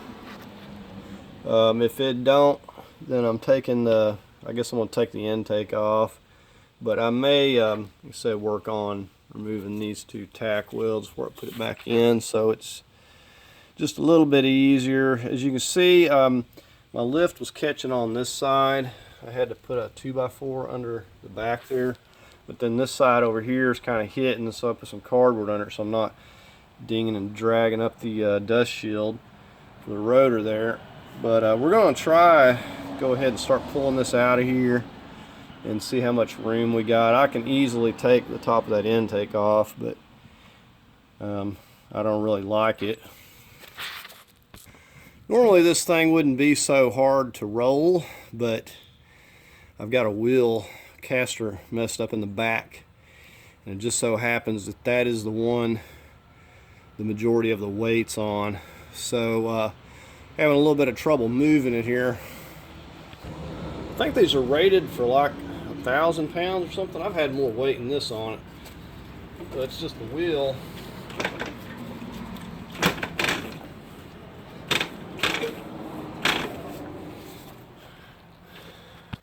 So I don't have as much weight on this side. You can see I can more easily kind of move this. Alright, and as you can see, we are just not quite low enough here. And I've kind of maxed my jacks out there. If I'd had some more blocks on them, I could have got just a little bit more height. Okay, and we do have a jack stand backup support. All I did was set it down, added another block on each side just so I could lift it a little more. You see, we got plenty of room. We can get through here now.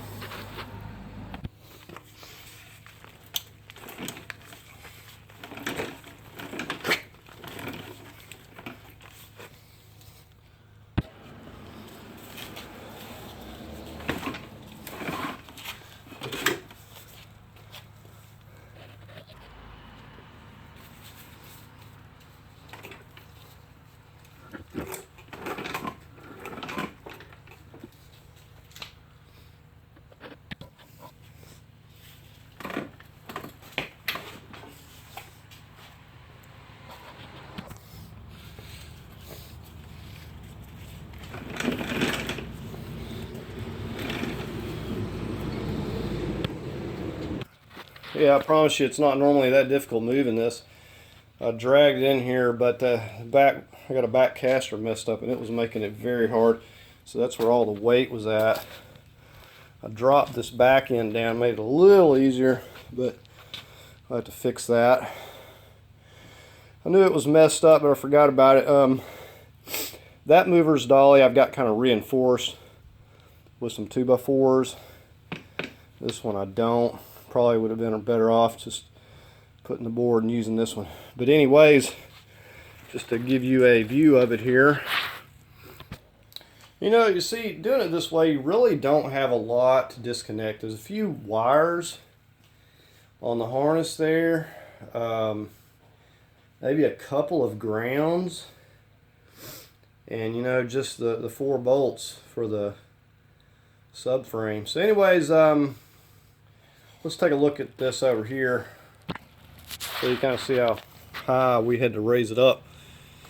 Said I may do something about that brace there so I'm not having to deal with all that. It wasn't too bad, but you do have to lift it up. I had to go a couple blocks, but I want to just lower it down here so it's not so high up. Back onto these jack stands here for now.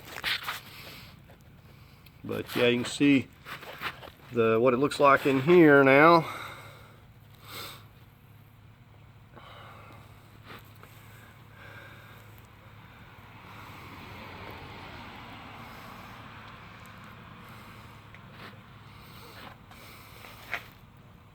I'm going to cap that fuel line over there off as well.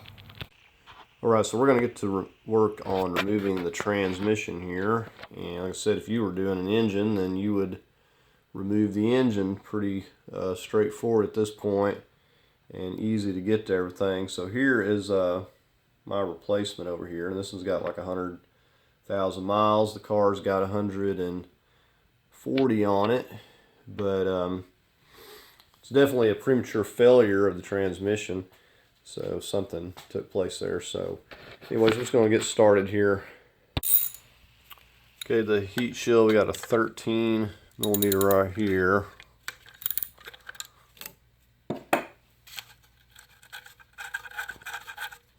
That can simply just be loosened up. This is a 15.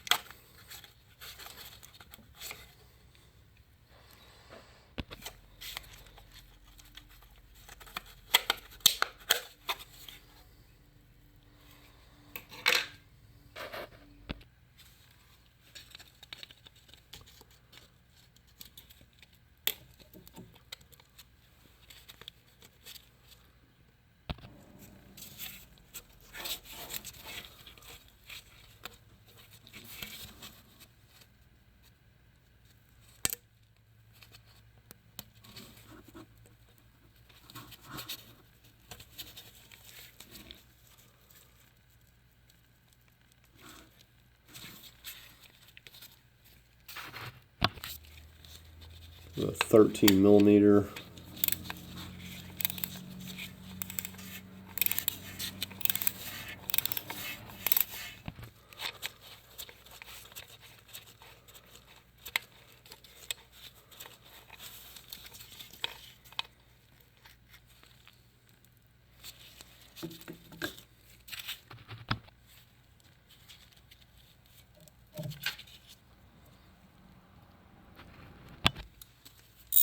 Two 15s.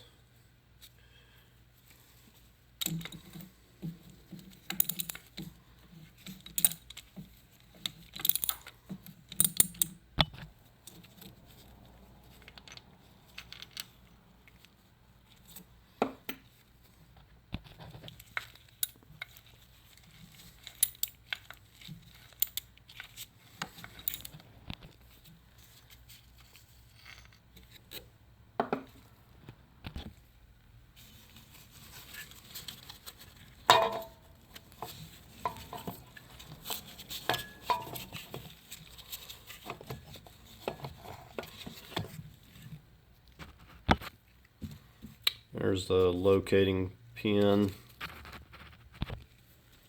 and that goes right in here.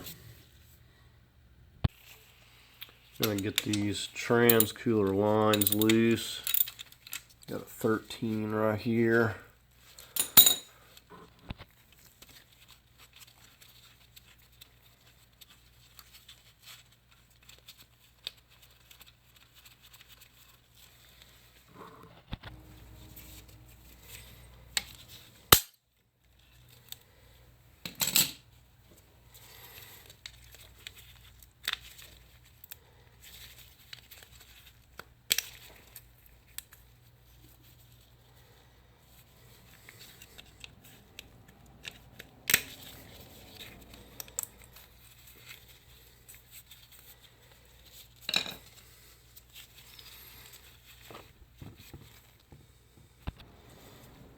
You get your pan ready because you can be all but certain that these will continue to leak fluid. Get the one on the bottom here. Just popping the clips.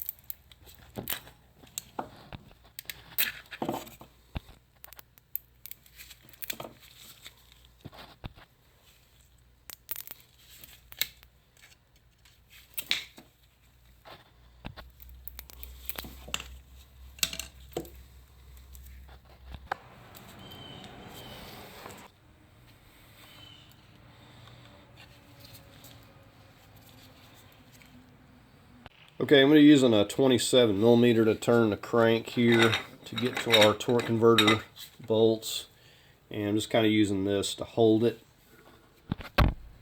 Got a 13 millimeter. These are pretty snug initially.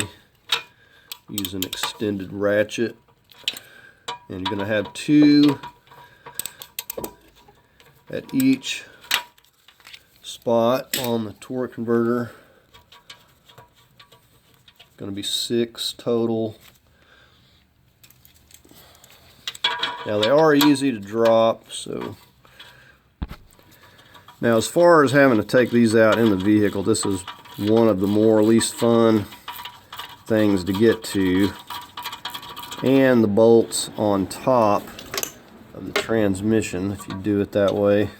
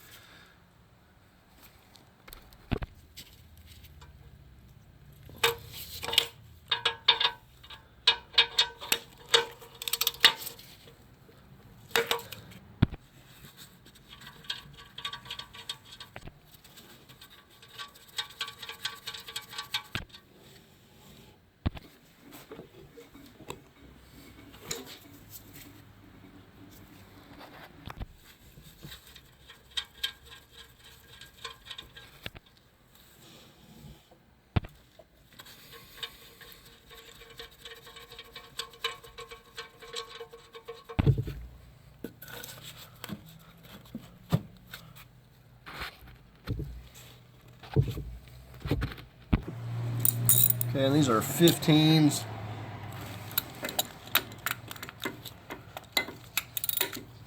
May be snug, so you may need a cheater bar on some of these.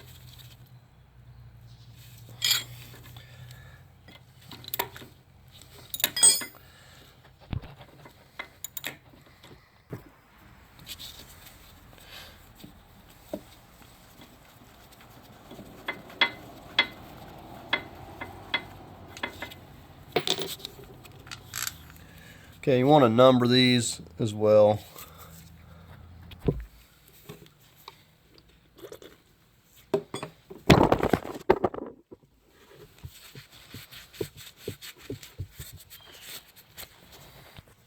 So we're just going to number, say where they come from, and then this one I had numbered down there. We'll just kind of go along and do that. On some, maybe not all, but you will find that the bolts will be different lengths and even different sizes, all sorts of things. So just keep them, put them back where they go.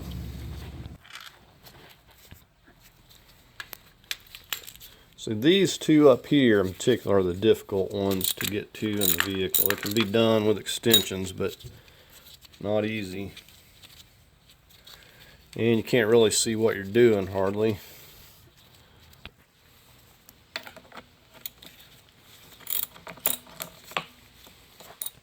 These are all 15s.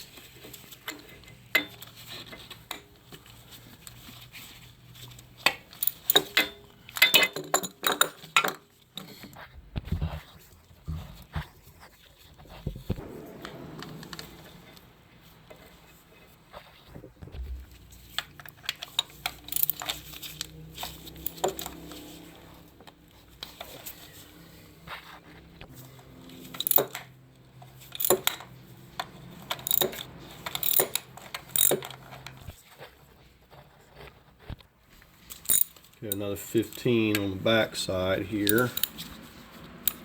That one is just a heat shield,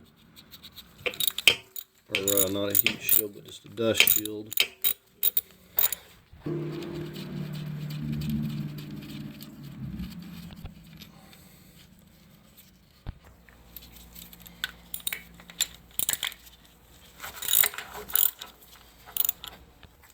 Okay, this is our last one. You can see a slight bit of separation right here. Unless the pins are hanging up, we shouldn't have a lot of difficulty in getting this out, getting it to separate. Now I've got the back end on the mover's dolly. I'm just going to start rocking it here. Should be able to get it to separate.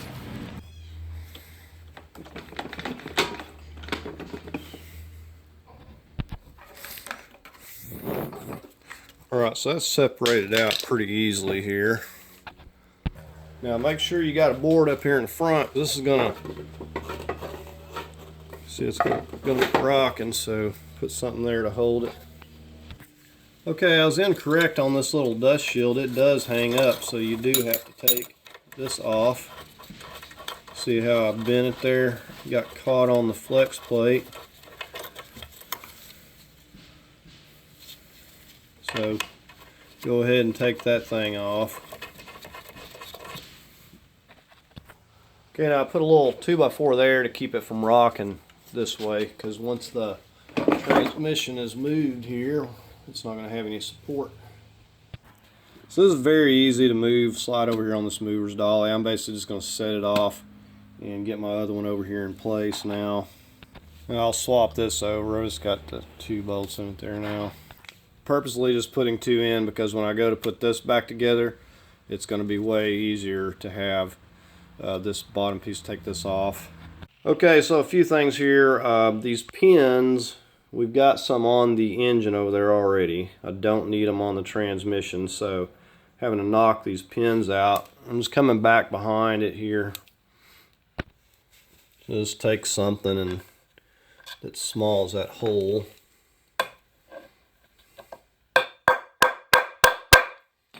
Tap it out.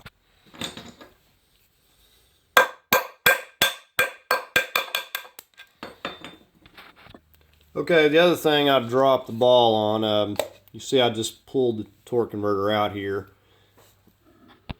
So I no sooner looked inside here, and this is all wet. Now more than likely you'd want to change the seal anyways, but it's probably because they had it clamped and it was like seeping down in there from the seal, but I cannot take the risk that this seal is not going to leak.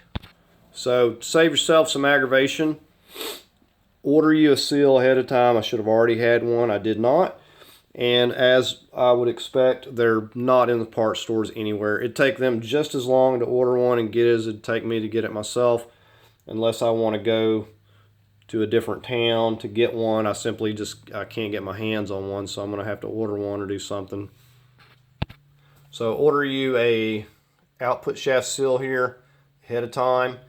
I'll leave a link to that, and just plan on replacing them. We're getting ready just to pull it out here so I can take some measurements. So get yourself one of these.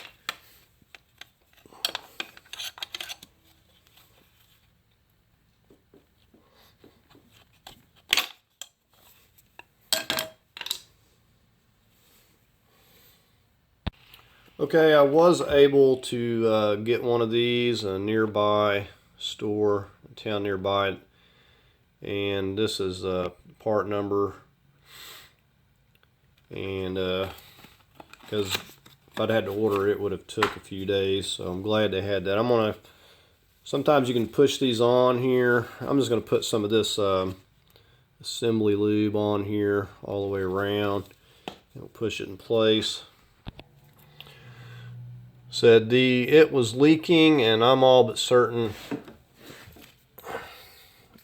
that it would have been really leaking once I put this in place. It's way too much work to even take a risk. I should have had one of these ahead of time. But you can see that I'm just pushing that on there. It's down flush. It pushed on real easy.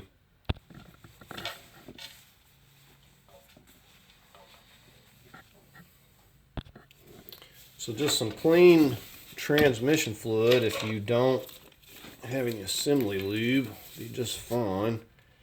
Just carefully set this in place. We're going to spin it until we get it to seat. I think we've got it about far enough, but you want to measure this. You know, just like when you took it off, measure from here to here. You should have about 5/8 of an inch or so. If it's not sitting down, then do not try to install this. It's going to hang up. Now, a few things before you install this, you'll want to check. Take your bolts and thread them. Make sure that those are fine. There's a couple threads over there. You want to check those. The rest of them are pretty much just bolting through to the engine. Also, take a flat file, just lightly go around this here. Make sure we don't have any nicks. Give it a good wipe down. Make sure there's no dirt. And then we're just going to kind of lifting it. I'll use some blocks, kind of push it up in place here. And you could go ahead and make sure that you got this centered in this where this window is going to be, so you can get your first one started. And also make sure that these are still in a position so you don't have to turn this whole lot. And I could use my lift to move this over there, but this is actually pretty easy to move this by hand, this transmission. I haven't even had to use the lift at all. So I've got this just kind of leveled out on the front there with a few blocks, just kind of sort of leveled, and then I'm just going to push it together here. Now I just want to watch that bar there. I don't want to be hitting that.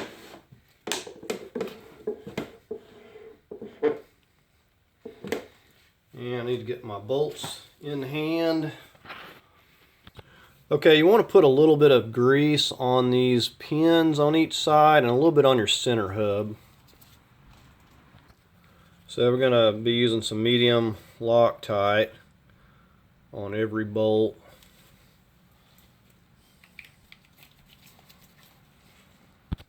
And you'll be surprised how easily this will go together. It's not that heavy, you know, out of the vehicle.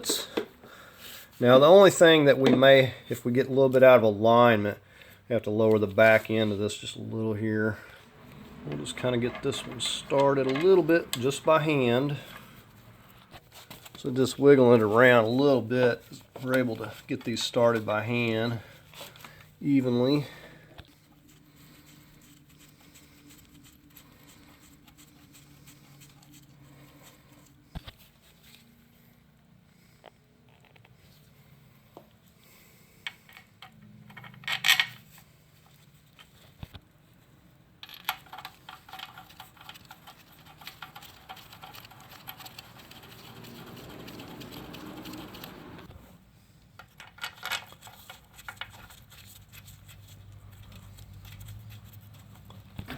So it's easy to rock this thing. If you got a gap, just pull on the engine or push on it slightly.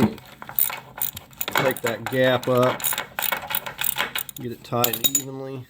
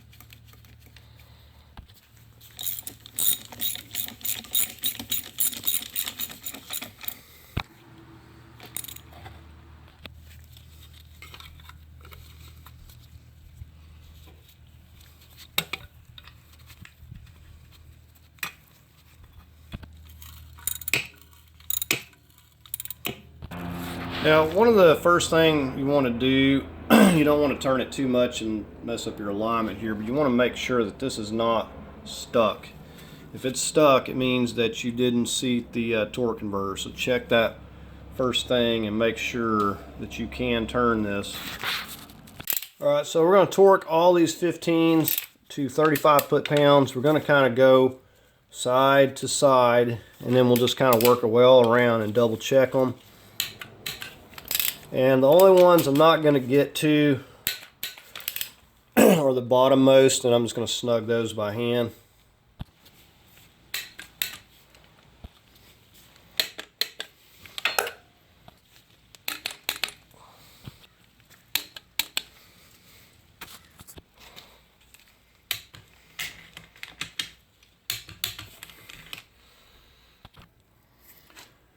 And we're going to start getting these in and just adjust it until you can get it to line up. Do not drop them. You can get them out the bottom, but it's not easy. Don't ask how I know. There are a couple of rubber plugs on the bottom.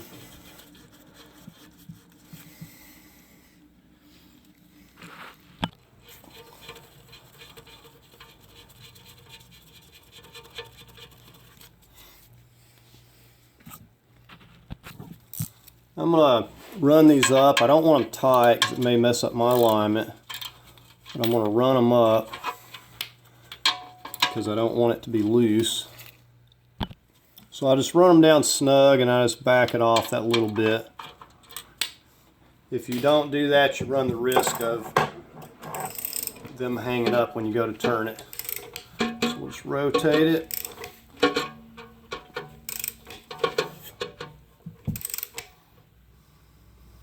And get our next ones. Alright, so moving right along. And we've got our last two here. Okay, so I'm just going to go around and snug them. And then we'll go back around. And we'll get the torque wrench and torque them down. And I like to place a check mark there so I can get back to where I started. I know I didn't skip anything. So we're going to go around and torque them now. Now I also set this breaker bar back up so this can't turn while I'm torquing it. Alright, so I'm going to go 25 foot-pounds, and the way we're going to do this is I'm going to go around and make 2 passes just to make sure. So I'm going to go around, do them all, and then we're going to go around and we're going to double check them. Just like that. Alright, back at my check mark, I'm going to go around and I'm going to torque them all again just to double check. Alright, so we're all done with that. Next thing, we'll just get our starter back in.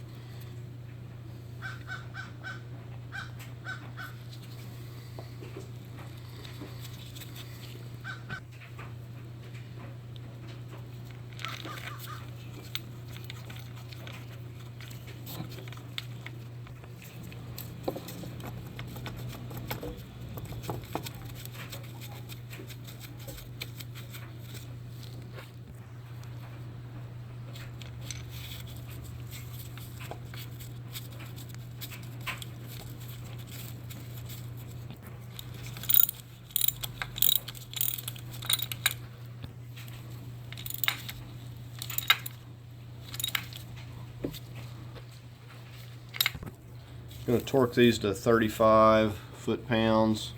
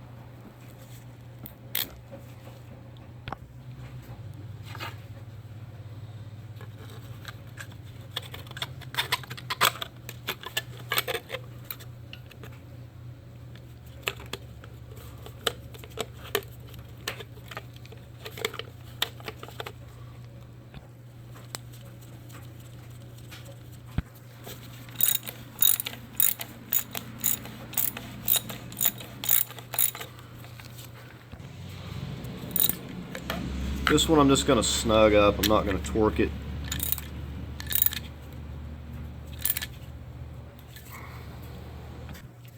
We go 35 foot-pounds.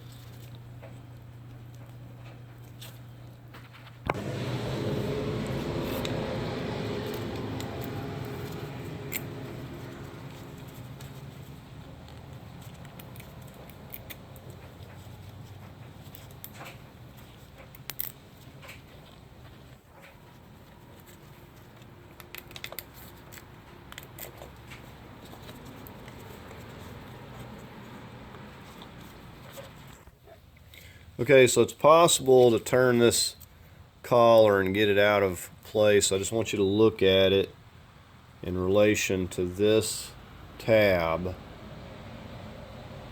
And if yours is not going on, I want you to line it up just like that. So look at the little metal pins, and in relation to that, just make sure that it's on there like that, or you won't get it to go.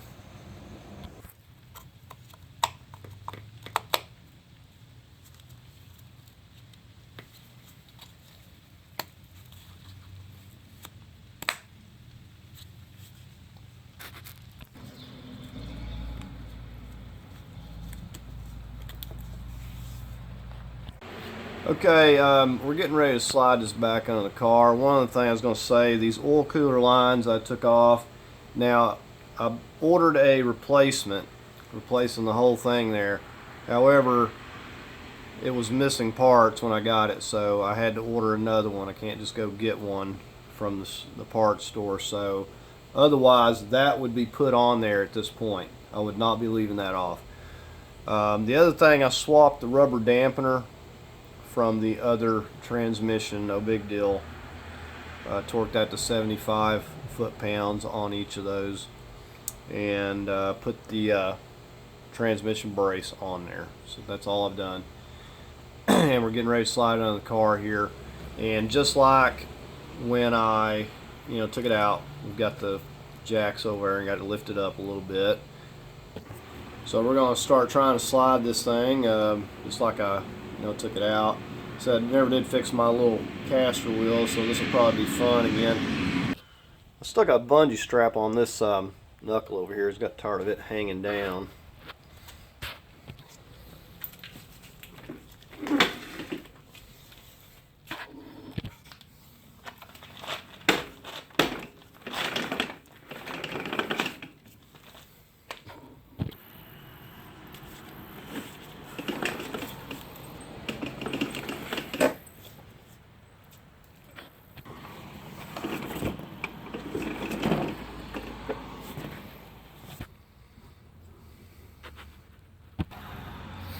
Just making sure it's centered up here.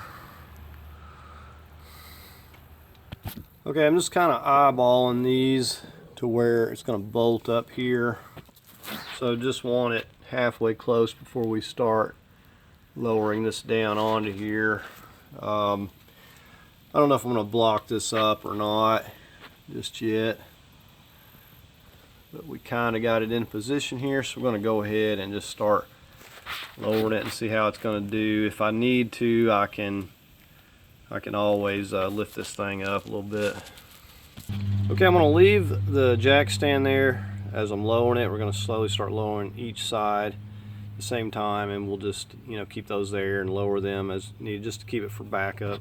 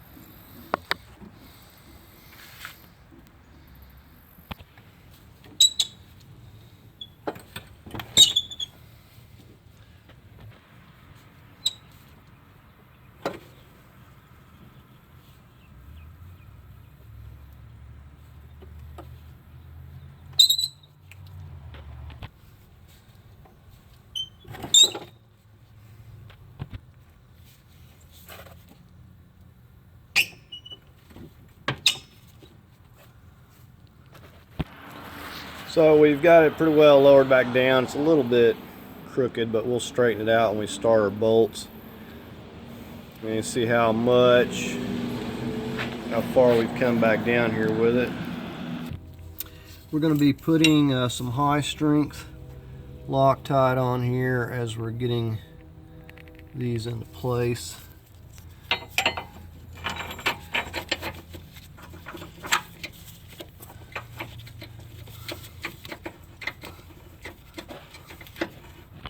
We're just loosely starting one of these. Now once you get one started, it is very easy to get the other ones to start going into place once you get one lined up. Okay, I'm up here on the front. I can tell that I need to shift that one a little bit. So we'll just try to pull it over here. All right, so we got to scoot it over a little bit. Now I've just got it on a jack stand in the back, and I'm going to use my jack over here to lift this other side. Kind of help. I don't think I'm going to need to use the lift. See, I just pretty much fasten it all the way down by hand. So we'll just kind of leave it, you know, sort of loose till we get them all in. All right, I'm going to work on the passenger back. Now let's see if I can get this lined up. Looks like I'm going to scoot it a little bit here. Okay, I wasn't able to get the rear one. I had to readjust my jack. I'm just going to try to get this front one here. I'm just shifting it. I mean, these start pretty easy. The rear one was a little bit off, so I'm just going to get this one first. You can look through this little window right here. See these threading in.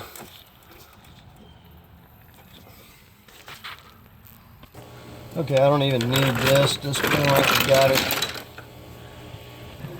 Okay, so back on this rear one. These go in surprisingly easy. You just have to move it a little bit.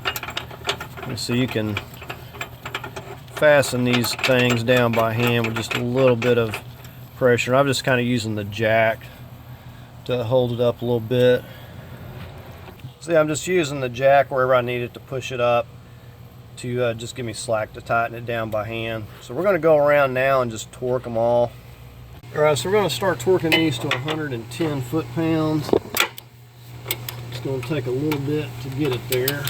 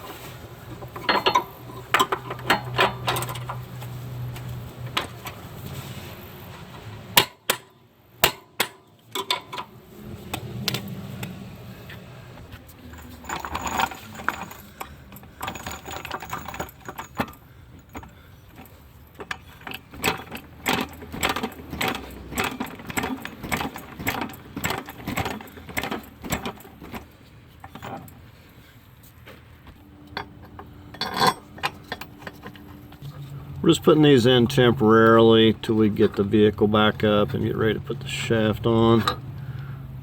Okay, so we got the vehicle lifted back up here and on supports, and we're going to go ahead, and I've got the jack under here. We're going to take that transmission brace back off and go ahead and get our drive shaft back in place.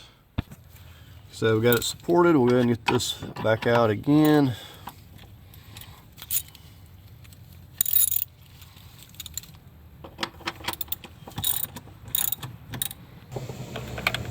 I just put a couple up here just to make it easier to remove.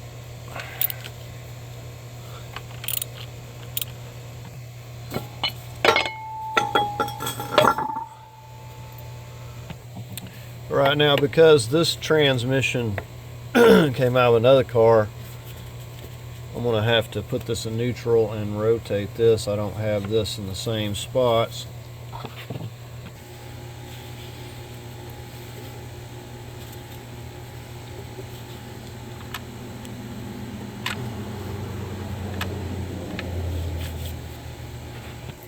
So basically, if you lift up here and hold it, just pushing up, that allows you to turn it over here.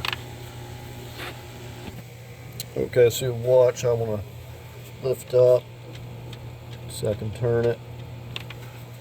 So I'll just get it up here.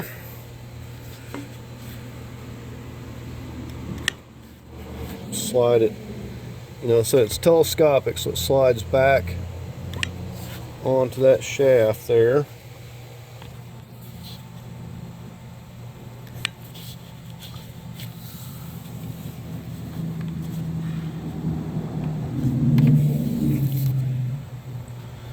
Right now, these are self-locking nuts, so I don't have to put Loctite.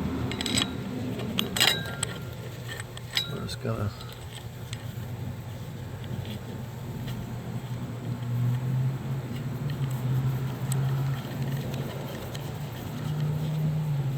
get them all in by hand first here.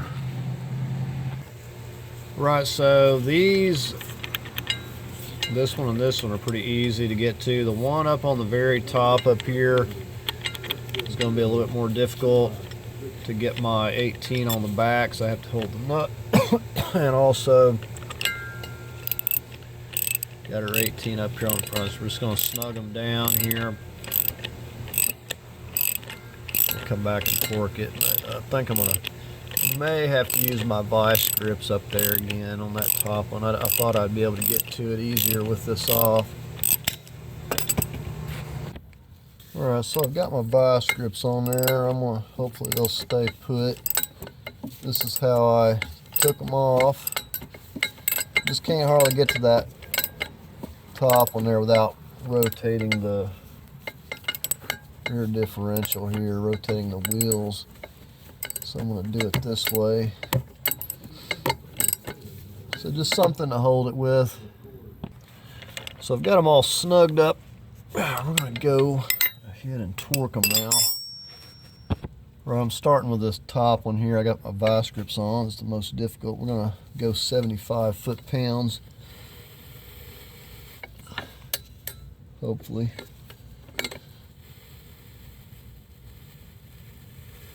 Let's try to turn on me. So the top one's the only one that's difficult to get to. I don't know if you can see this bolt right here.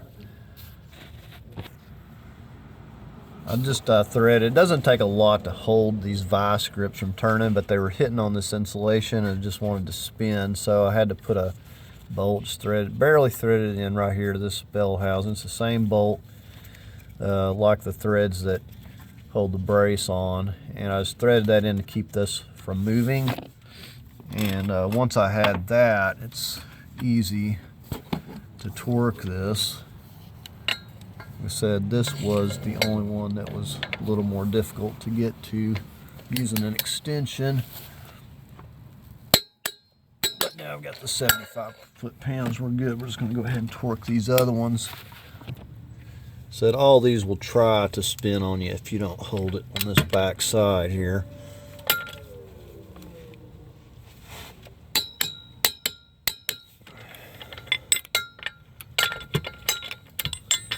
Alright, so one left here.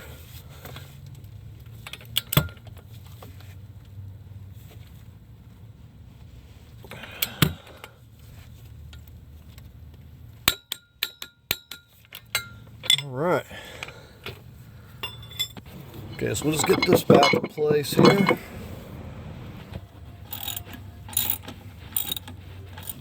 going to go ahead and see if I can't get these to start. I'm going to put some medium Loctite on them. I don't have the bottom brace tight yet, just in case I need to wiggle it around to get these to line up.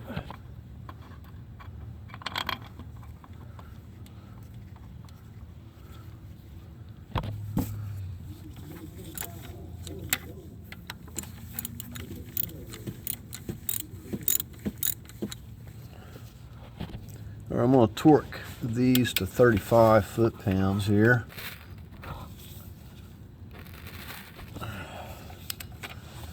Whoop. Get over here on this side.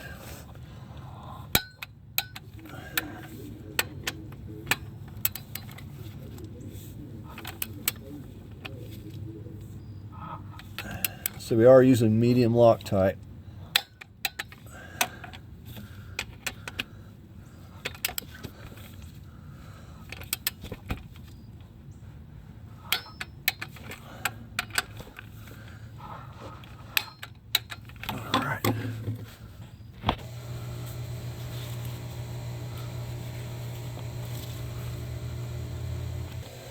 Okay, we're going to torque these four on this brace to 35 as well.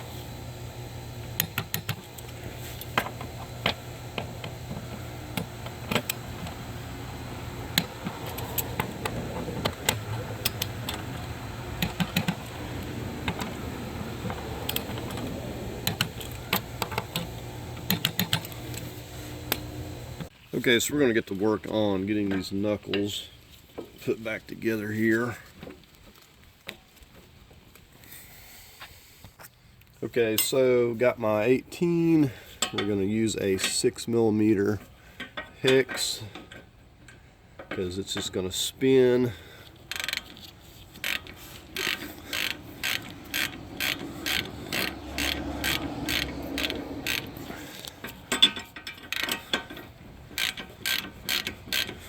Get it down here nice and snug.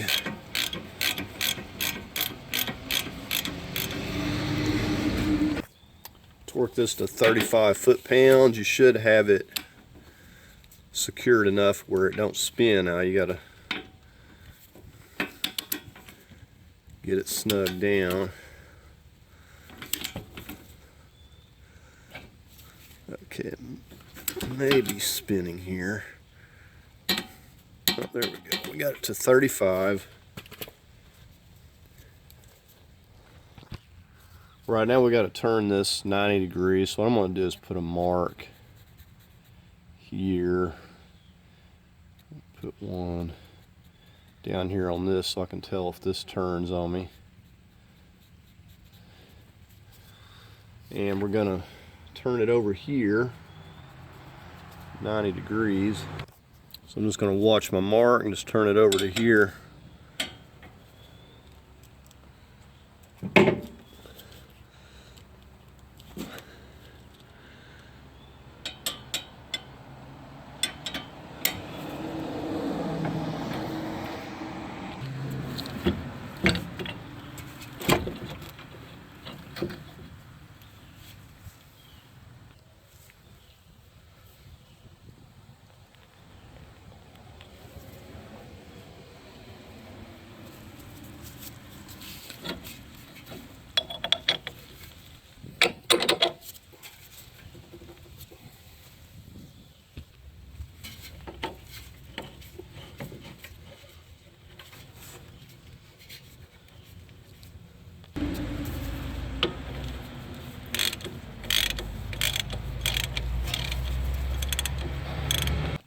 We're going to torque this now to 128 foot-pounds.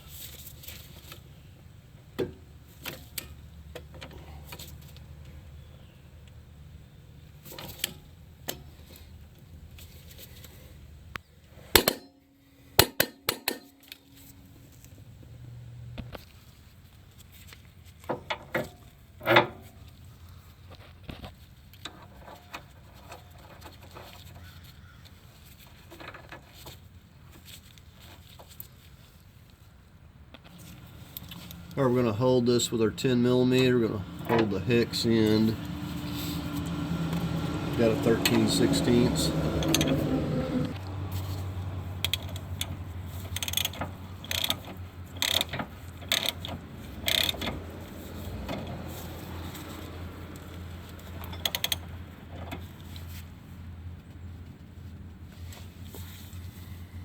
Okay, now this calls for 95 foot-pounds. If you can torque it without it spinning, I cannot keep it from spinning, so I'm just holding it and doubling my wrenches up and just getting it really tight.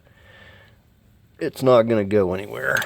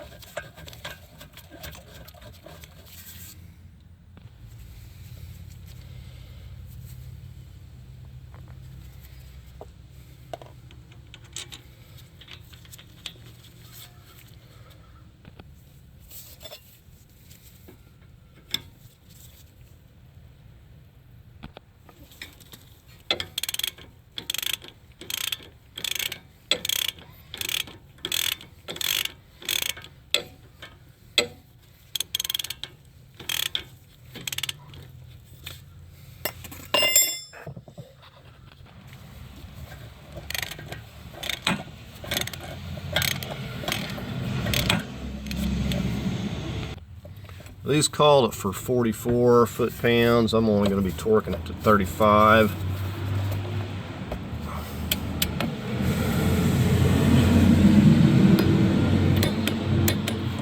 I'll get the lower one.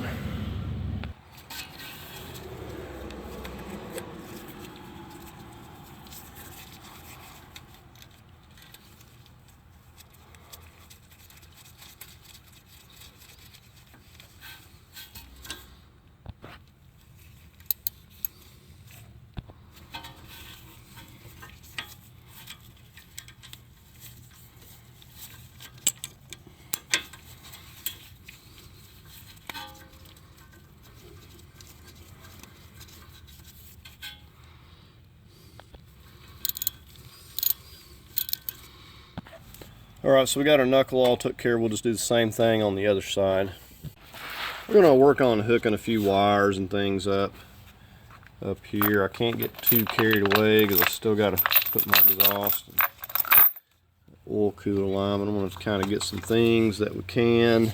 Start reconnecting some wires, feeding this back down in here.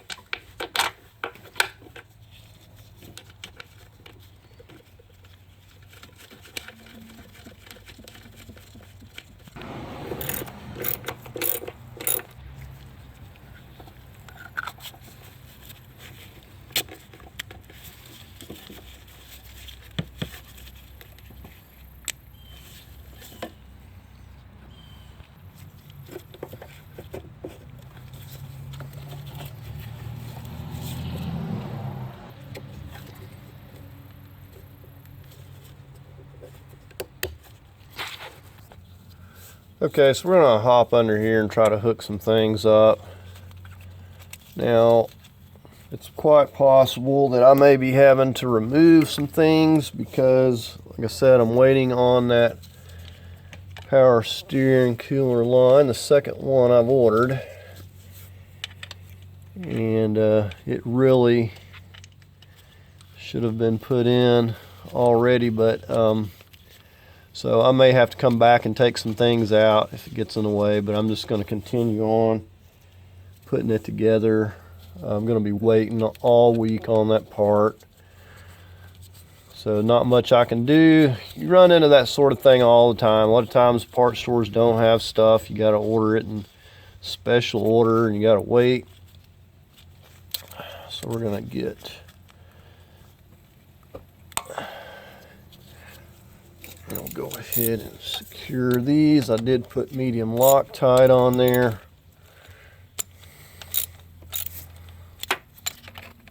I'm not going to torque these, I'm just going to snug them up. So I'm going to go ahead and hook this fuel line up so it'll stop its dripping here.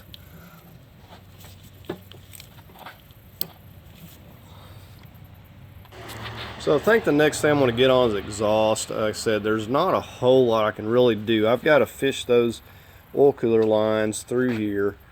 And the more stuff I put on here, so I really only have like some coolant hoses and the AC compressor, but the more stuff I put on here, the more I'm probably going to be taking right back loose to try to get those in place. So I don't want to do a whole lot to this. Probably the only other thing I'm going to do is get on the exhaust, see what I can get done with that, and then maybe come back and re-examine this and see if there's anything else I can do for now. But say we don't have a lot left. I mean, some coolant hoses, AC compressor. I mean, you seen what wires we hooked up, wasn't a lot.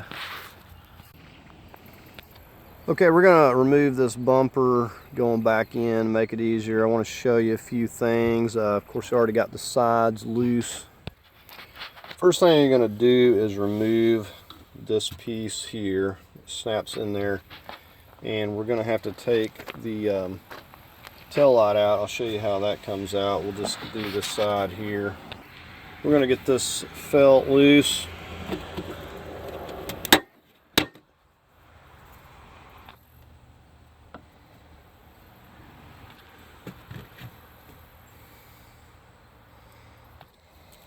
T25.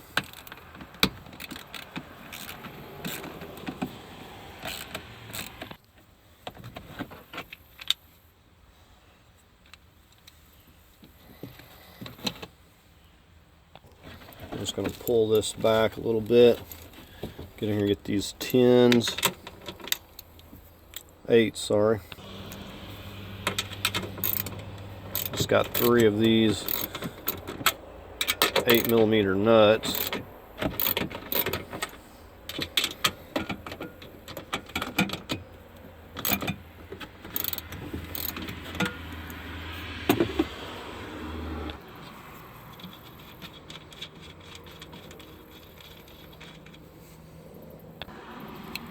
Push down, disconnect the wire.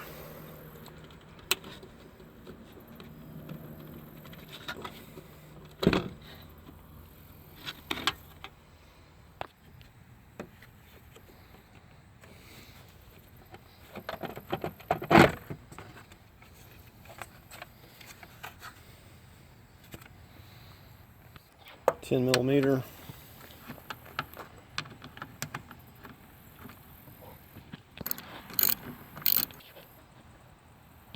We're still going to have a light here for the license plate, but once those sides are loose like that, we just pull this, just clipped in.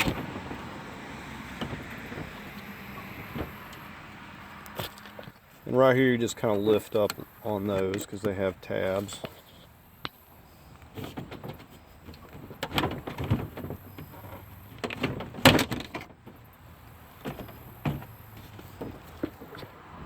Okay, I stand corrected. We have the side markers and the license plate, but we just need to disconnect it right here. So we got a safety lock. Push that back. Okay, so I had to use a screwdriver to push it back. It was really stuck there. A lot of dirt.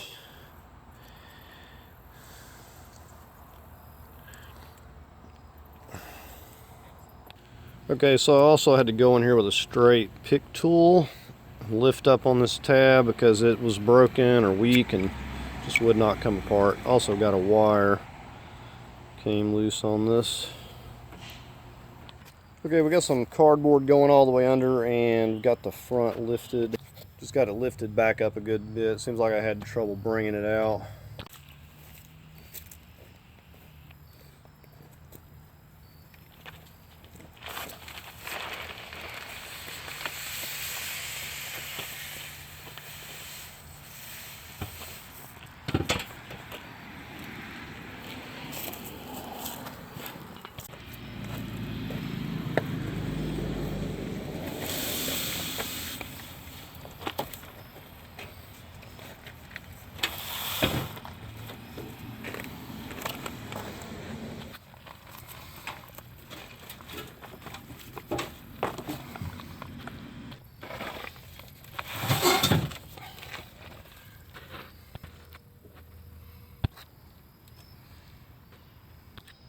I went ahead and lowered the car back down to where it was, so it'll make it easier pulling this exhaust up and getting it back on the hangers. Okay, so not too bad pushing it up here. We've pretty well got it up here where we need it in the front. Okay, I've just got it kind of propped up here right now. We're going to get started on this one back here.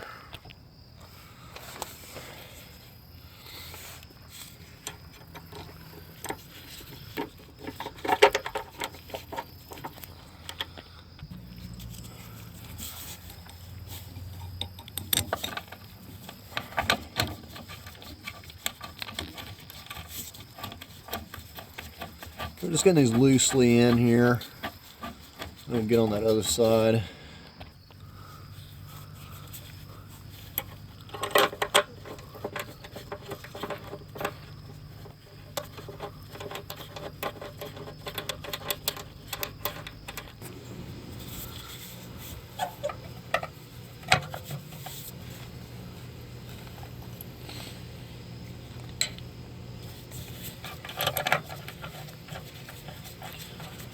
Okay, and I'm just going to snug these up.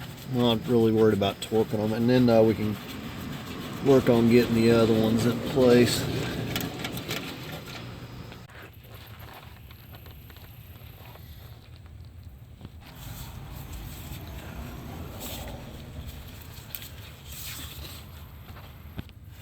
Okay, I found it easier to slip it off up here and try to slip it back on. Now you do have to put this grease on here. You will never get this to go in place. It just didn't have enough slack up there. Okay, so we're moving right along here. Get these braces back in place.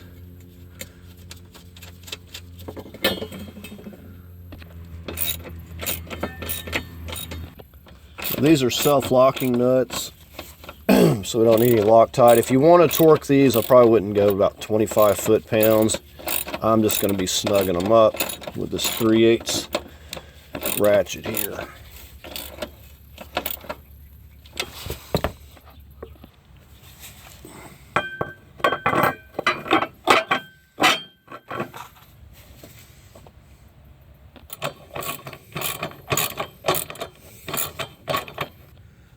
Okay, now we're ready to go up top and get on our manifolds up there, or flange. Okay, so I'm getting ready to pull it up here. And let's get our gasket back in place. Okay, I wound up putting some blocks under the exhaust to prop it up slightly. I underestimated how difficult it was going to be to hold the gasket, line it up, hold the bolt, and get that first bolt started. So that's how I did that. So I'm going to get the top bolt, push the gasket in place here. Sometimes you just need more hands.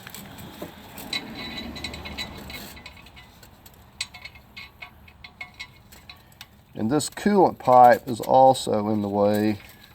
I should have just removed it on this side as well. It just made it a lot easier. Just right in the way. So I've got the top ones loosely. I'm going to go ahead and get the bottom two, and you really can't see me doing anything with them.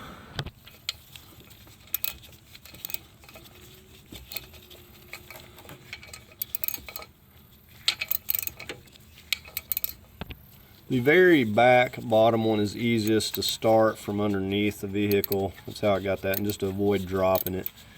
So I'm just snugging them up with this and a 1/4 inch ratchet. We're going to try to get in here with our torque wrench.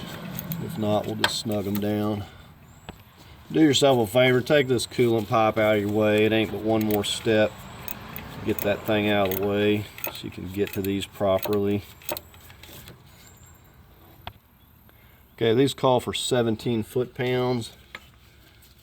We're gonna see what we can do with it here. It's not real easy to get in here. I'm just on the first one.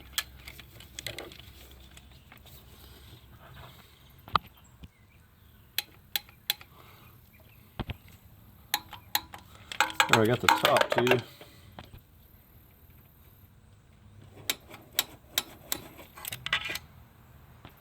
All right, managed to get them all torqued with various extensions there, and I've double checked them.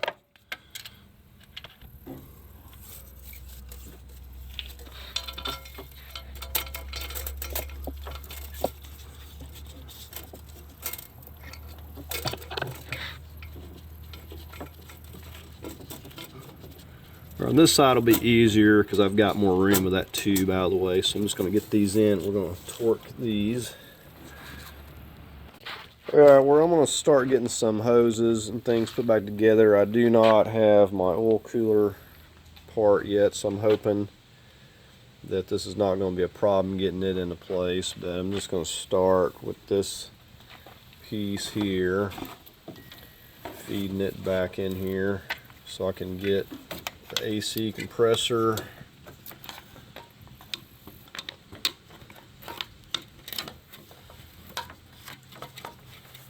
Work that in.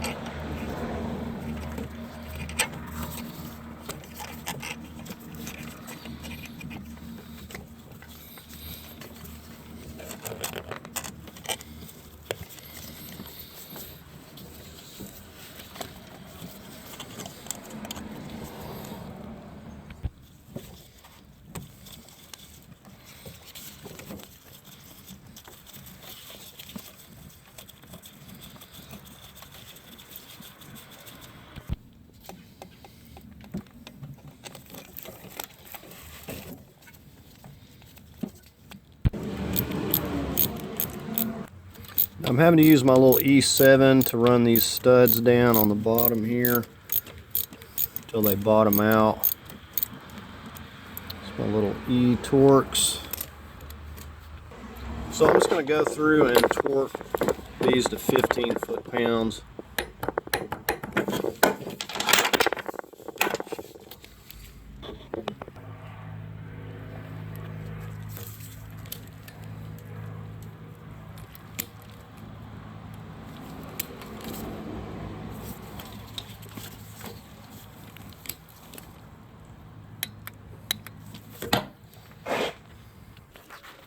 Okay, so I put that 13 millimeter back on that little bracket for the coolant pipe.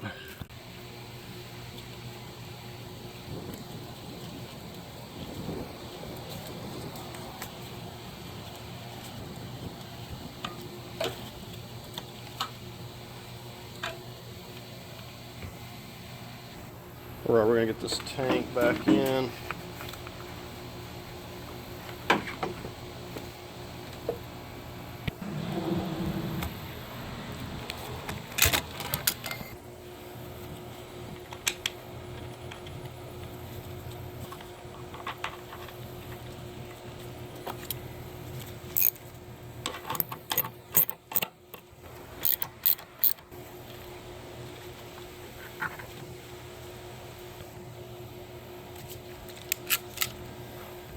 Alright, I finally got me some of these transmission lines I've been waiting on. Seen the other ones that were on there. Somebody had tried to take them off or something and missed these ends right here up on those.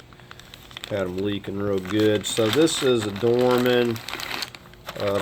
O'Reilly's actually was able to get this pretty quick, within 24 hours. But that's what they have. And if you want the OEM, then I don't know, good luck. I think they're on back order, but luckily you can get this. You can't buy just one line. You can't just buy these to fix these if they're messed up. You have to get this whole entire kit. So I'm just going to go ahead and get this under the car since I've got it now. I don't think this is going to be too bad because this is in two pieces.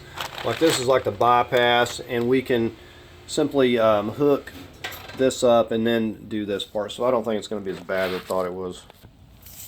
Okay, so we're going to start working this in here. You see kind of where we're going. And then we've got a little place that it bolts on, but for now we just need to kind of get it in here. We can snap it in place.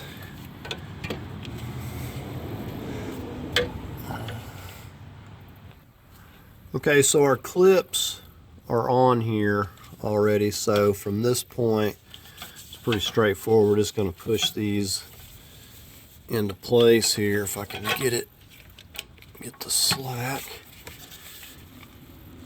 and they should lock into place nice and snug. And said that you got a seal in there, so you may want to put a little bit of transmission fluid on the ends of these here. Alright, so we got the bottom one. Let's see if we can get the top one. And we want to make sure that those are not going to come back out. Alright, so it feels pretty good. Alright, now we'll get our little dust covers on here.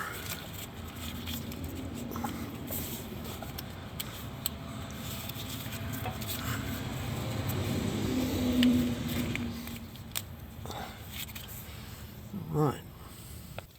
Well, I'm right here at, I'm going to get my downstream O2 reconnected here.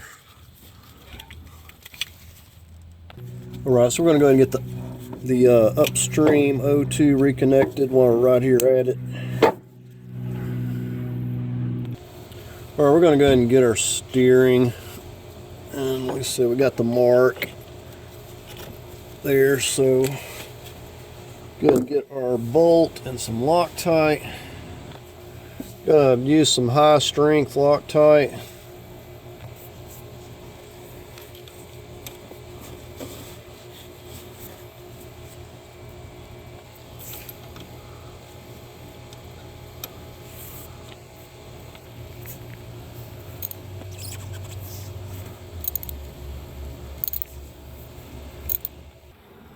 Okay, and I believe this to be a have like a self-locking nut on it because it's really tough to remove every thread of the way and install, but I put Loctite nonetheless. So we're going to go 33 foot-pounds on this.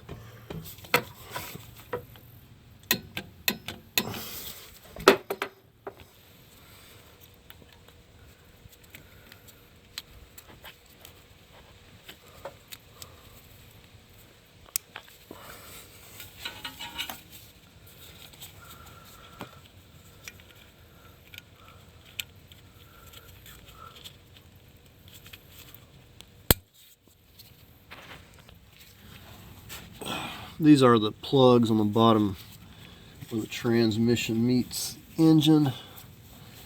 Just pushing these back in here.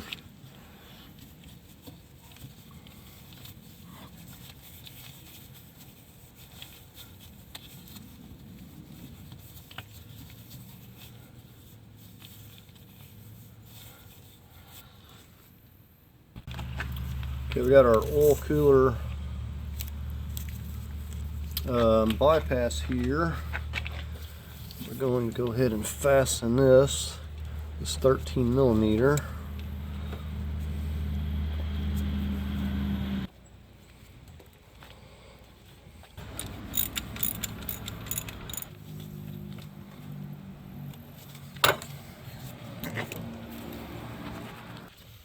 Okay, now these portions of the line are pretty straightforward. They're both the same. Just the one that goes on the bottom goes on the bottom of the cooler, and the one on the top goes on the top of the cooler. So we're going to hold this with a crescent and tighten this. Actually, make sure I've got this in the position right. I actually think I'm going to hold up on tightening either one of these until I get the cooler up here on its bracket. Just want to make sure that they're not under any, they're in alignment where they're supposed to be before we snug them down.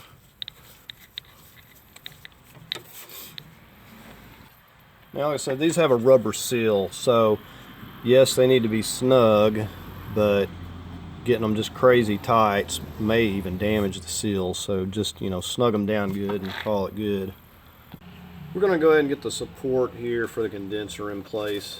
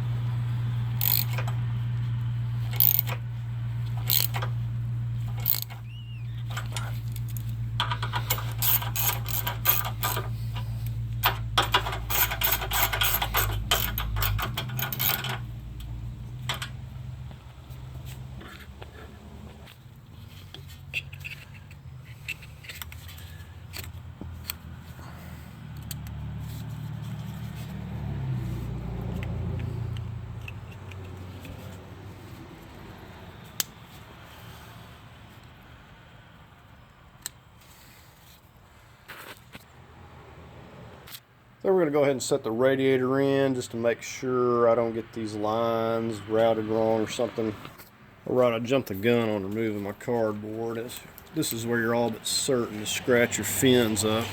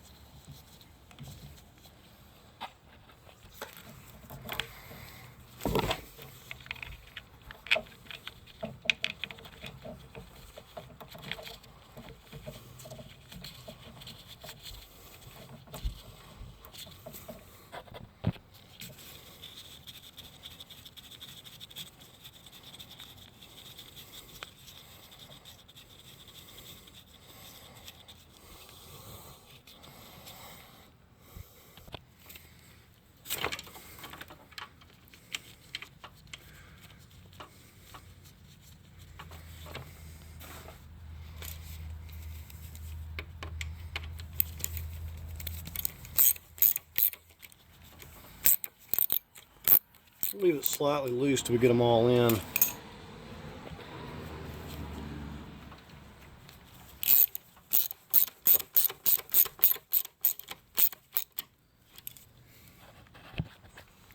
Okay, another thing you notice is that I replaced this one. This come off of another, I had some extras, another oil cooler aftermarket. I know that this is a 3/8, the diameter of the fitting going in here, but I don't know exactly what these threads are, but I'm sure that you could probably get these. Go to the parts store and compare it. I was going to try to figure out what the threads were, because if it just basically looks like this is a 19mm hex on here, then it will work. But I got the new lines. I wasn't running the risk that something wasn't wrong with this too, so we're replacing these as well.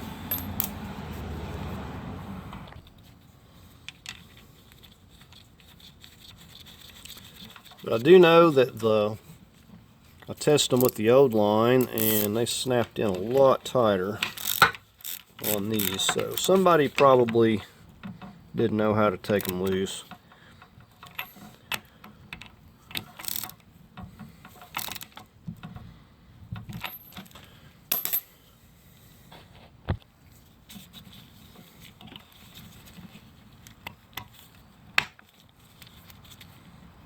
Yeah, really tight.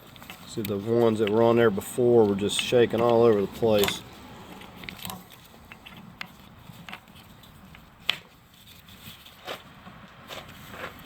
Alright, we'll just snap those down.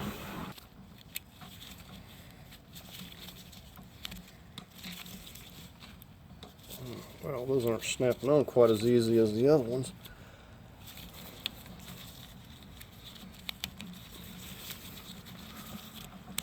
Okay, I got that one. Have to rotate it.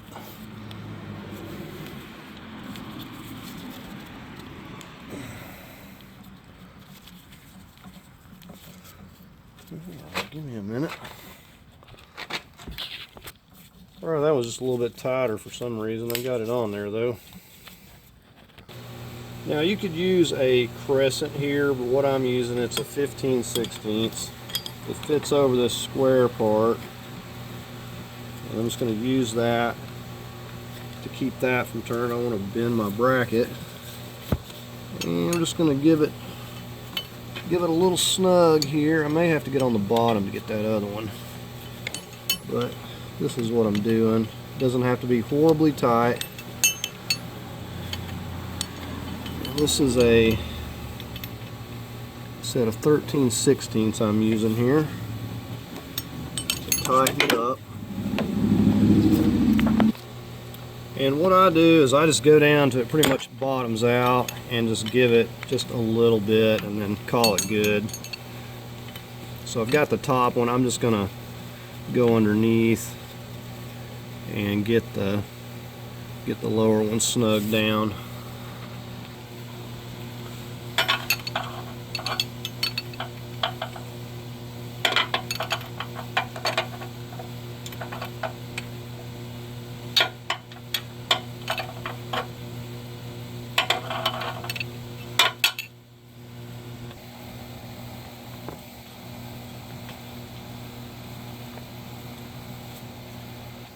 You see, you want to put it back in that same groove it was in, the same spot. Yep, it moved on me. Alright, we'll get the lower real quick.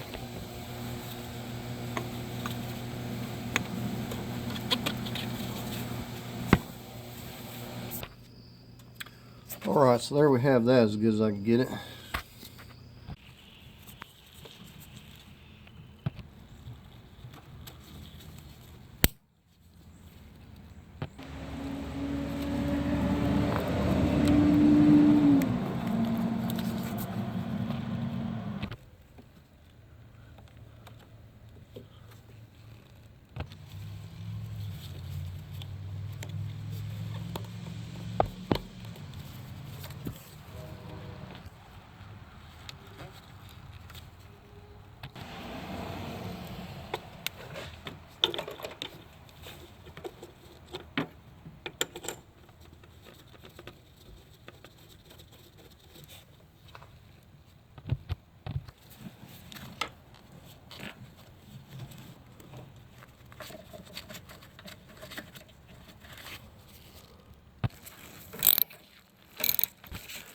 We're just going to snug these up. We're not torquing these.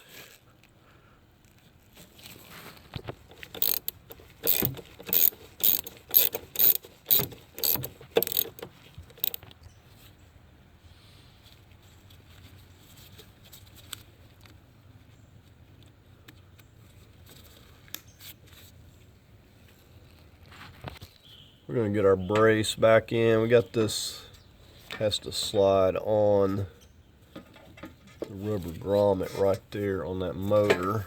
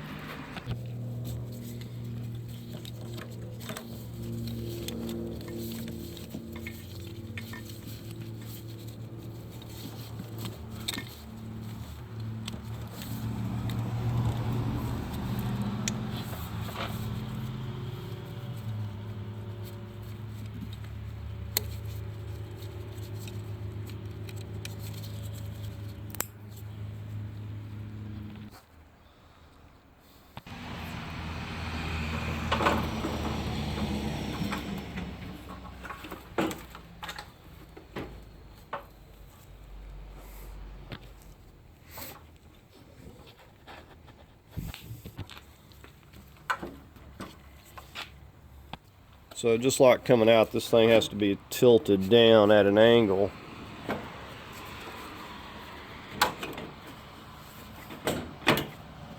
We got that pin.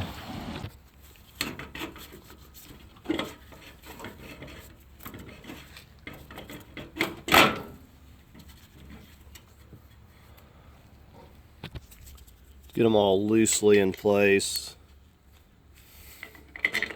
before we tighten anything. Everything lined up.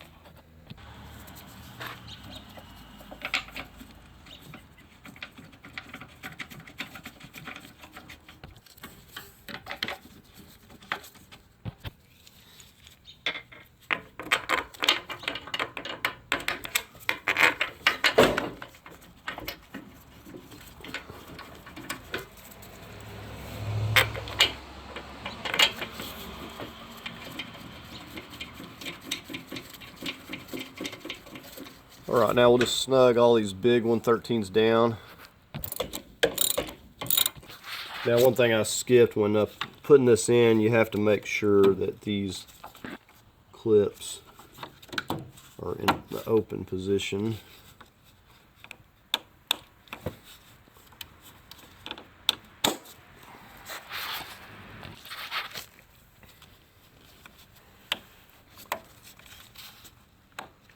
That is really tight.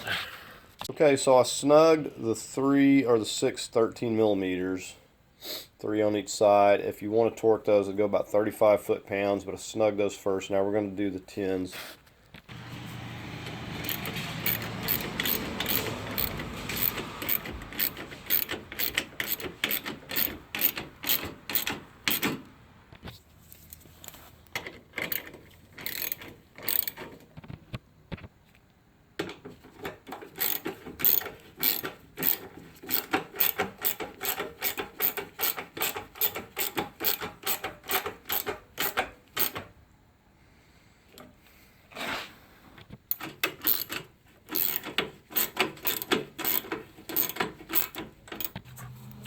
We got this for the sensor, or airbag sensor. We got to reconnect here.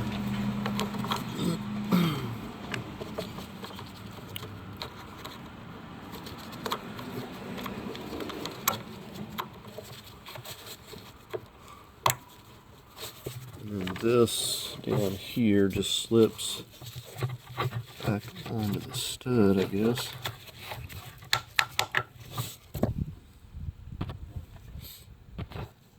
So just place that clip back on there.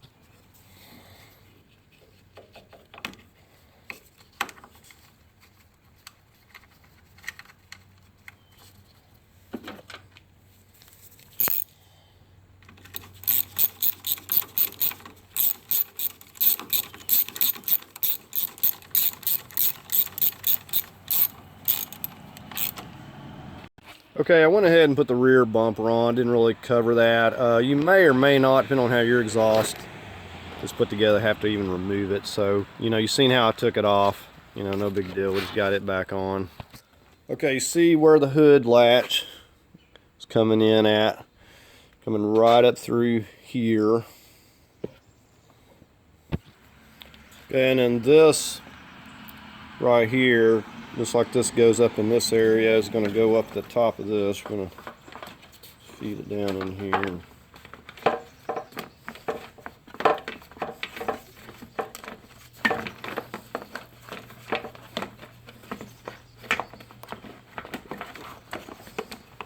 Just like that. So that's going right up at the top of there. And you see it routes just right back through here. And this is pretty simple. Just hook it, pull it back.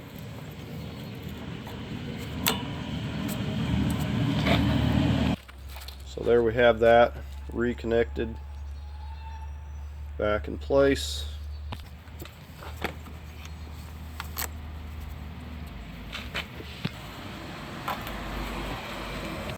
Okay, and on this side, you see we got the ambient air sensor and then the connections for a horn.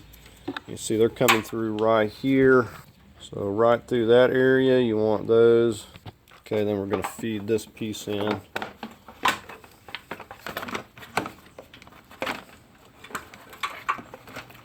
And make sure that it comes over like that.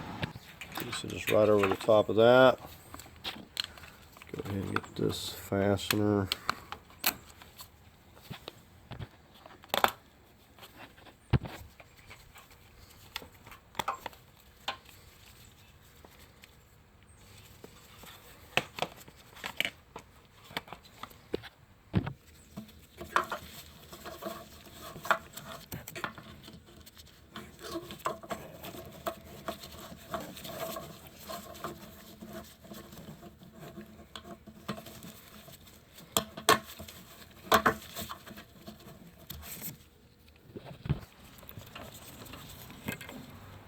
I gotta start getting our wire for horn reconnected everywhere. Got a little tab back here.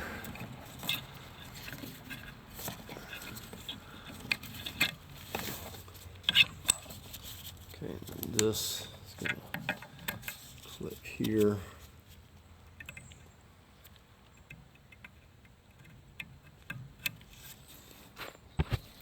And this one's going to the other side, and it's got a bunch of places that it clips to.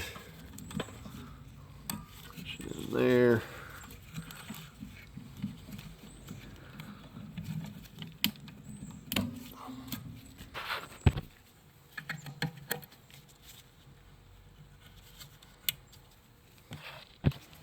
All right, we're going to get to work on our headlights here.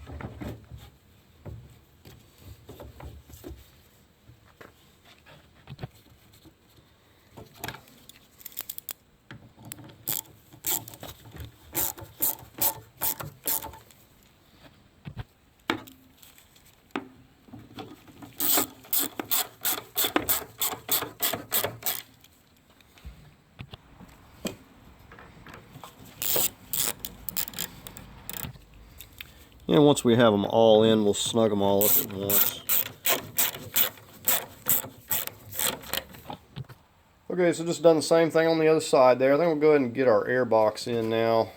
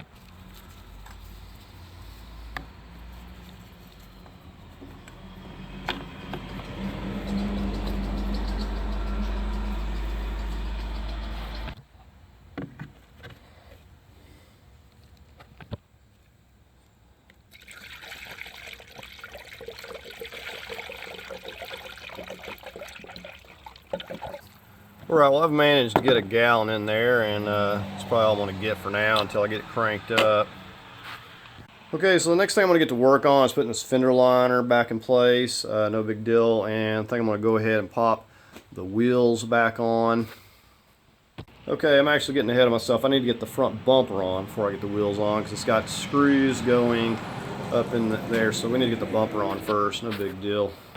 Okay, I've just slid it on there for starters. I want to get these little top snaps in first.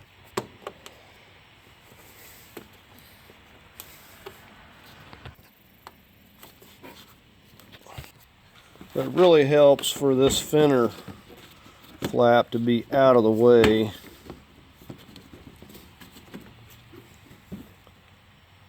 So I think I had this loose before, and I foolishly put it back in place for some reason. Alright, I got my little coarse 10mm screw, coarse threaded.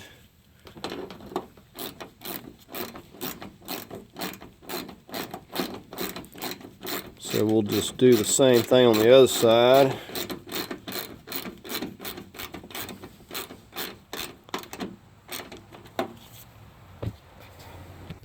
This side's a little bit easier to do something. As you can see, we got this fender liner completely out of the way, but I'm just going to finish bolting this up. I think I might have a few bolts that ain't ripped off of the bottom there. They get on those, and then I'm simply going to get this fender liner in and get the wheels back on here. So I'll follow up once I get this. Alright, so we're going to start loosening these down here at this end, and we'll keep our pan under there. Even though it's drained, we will still get some fluid. Okay, so the only one that's even remotely difficult to get to is this one right here, and that's where this extended comes in handy because it's really slim. So we're just going to start loosening these off. I'm not going to take them out.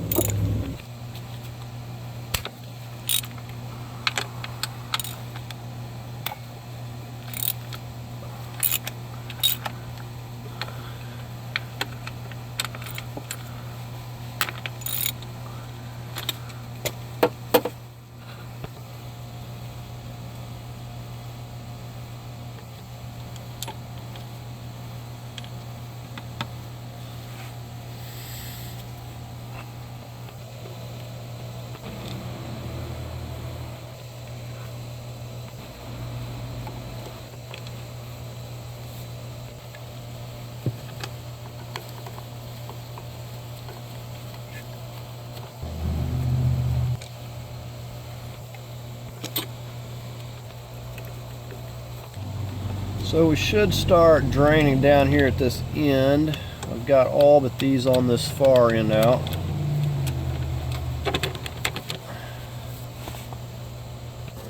Right, so these are the only ones left.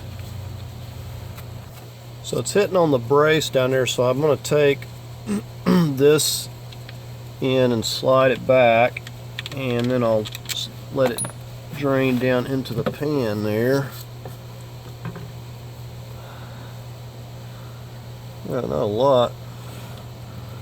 a lot in there, very little bit, so there wasn't very much left in it, but I wanted to be prepared. Okay, so easy enough. We'll just give this a little bit of a wipe down here. Okay, we're ready to get this in place, and you want to take that little cap off of there that covers the filter. And it's pretty straightforward. I'm going to be putting a little medium Loctite on mine. I don't like the idea of things trying to vibrate loose. So let me get this first one started here. Alright, so I just got one started here and then here. And we'll just start getting the rest of them in. So once you get a couple of them to hold it, it's just get them loosely until you get them all into alignment. And you know, the same way that we're going to torque it, we're also going to make sure that we start snugging it down the same way.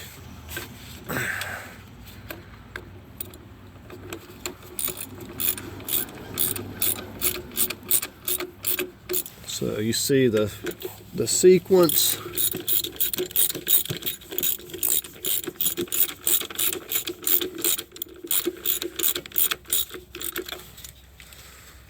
So I'm just going to continue on and get them all snug, and then I'll go get the inch-pound torque wrench. And not only does your new pan have your filter, but it has the new magnets and stuff in it, so you definitely want to get yourself another pan. I'll leave a link to this. They're not that bad. So I've got my inch-pound set 89 inch-pounds. And this here is already tightened, don't need to mess with that. I said putting this tape on here only took like a minute, and this is just really an easy way of doing it. So you have to look back and forth for your paper. And I can't see over here. And I'll have to probably go around and check this a couple times, because usually when you torque it somewhere, it loosens up somewhere else.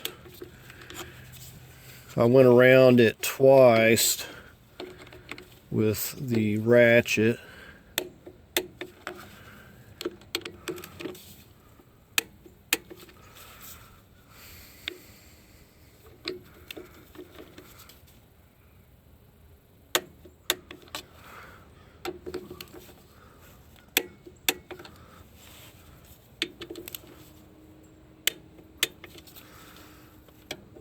Said if I wasn't using an inch-pound, I would just probably use a 1/4 inch ratchet and snug them down good. You don't want to get too carried away with it.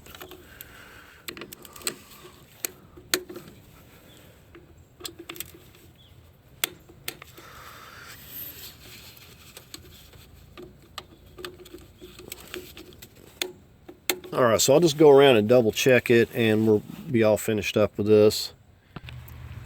Okay, we got our 8mm. Here's where we're gonna fill it at. And if this is really tight, just get a cheater pipe or another wrench, closed-in wrench, to get some leverage. Now, the little pan kit come with a new one of these, so it's got a new seal on it, so we may use that. Okay, you can see just got a pan under there because we want to have some drippage. Got my pump set up in here. It goes all the way to the bottom. And we're just going to kind of go in through here, start pumping in, get in what we can. Now when I get it cranked up here, we won't be able to go over this like this. We'll probably have to do this a little bit differently, or we'll be melting our tube here, but you kind of see what I'm doing for now. So I'm not quite sure how much I'll get in here initially, maybe 3 quarts or so, but you should be putting somewhere between 5 to 6 quarts.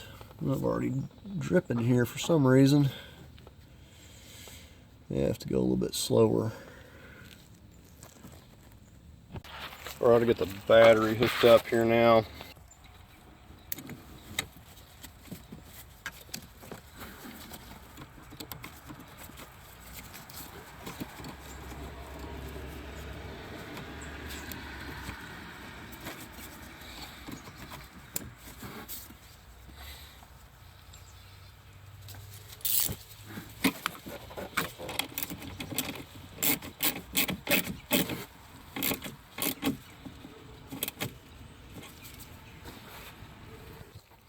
Okay, so I've got about 3 quarts of transmission fluid in there, and I'm going to go ahead and crank it up and just see. I'm going to have to put some more transmission fluid in. I'll have to keep an eye on everything else here too and add coolant. So we're going to go ahead and get it cranked up and see how it's going to do.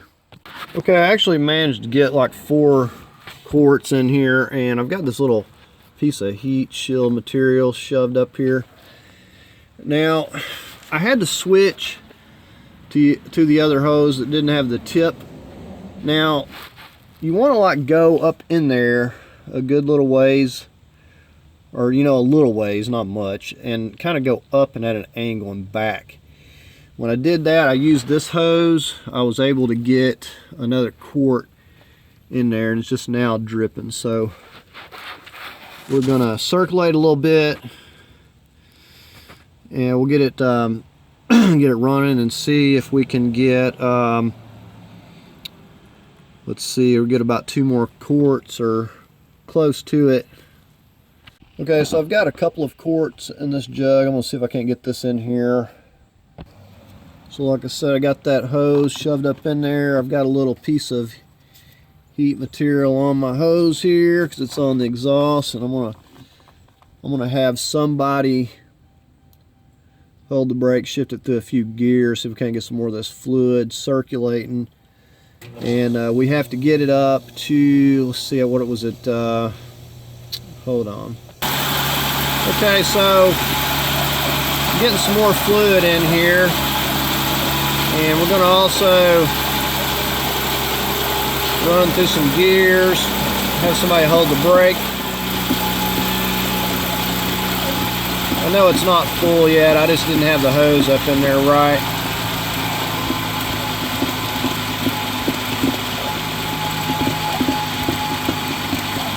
And we're going to get it up to temperature set between 86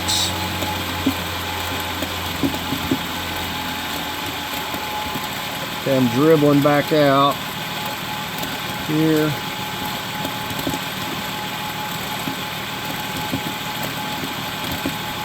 I think I'm just not.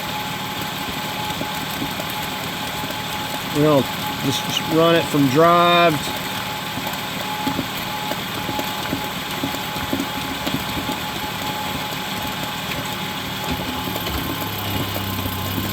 It'll help get that fluid circulating through.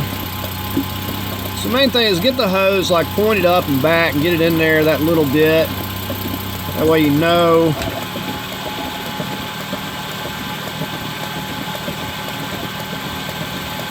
Alright, I'm going to continue to get the rest of this in. Alright, so we pretty much got the temperature where we need it. So you can see it here, we've got it at 89, and so you can also check this on your display here. Just go through this and it'll pull up. So this is running the same, so I know this is accurate. So anywhere from 86 to 122. We're going to go back under now and add a little more and see if it's going to be dripping out.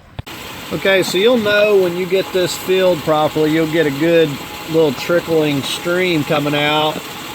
And you know, not just the trickle that you're getting when as you're pumping it in. And you do have to get up in there a little bit. But said I've been running through gears, and when you get it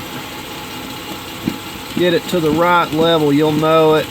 You'll get a good stream. I've got it up to about 100 Fahrenheit right now.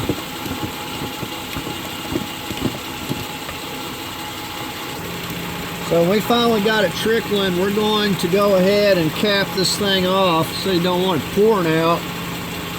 But you want to know that you got it full. So another important note, make absolutely sure you get this plug on there before you kill that engine, or it's going to come a dumping out of here. So I'm going to get my 8mm, and we're going to go ahead and snug this up. This is our new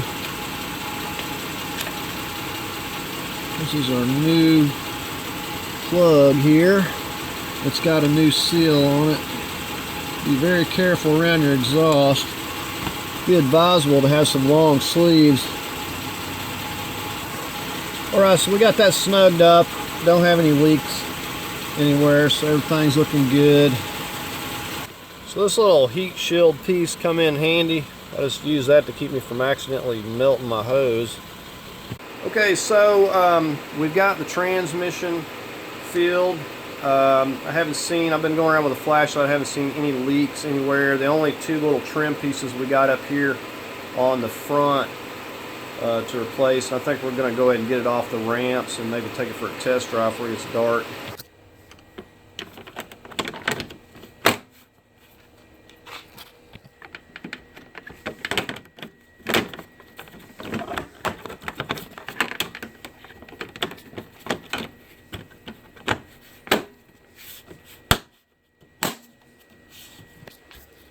Alright, I wanted to show you all this going down the road. I got it back together here.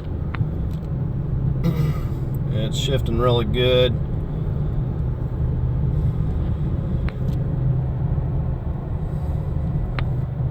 No issues, no drips. Usually I forget to hook at least one thing up.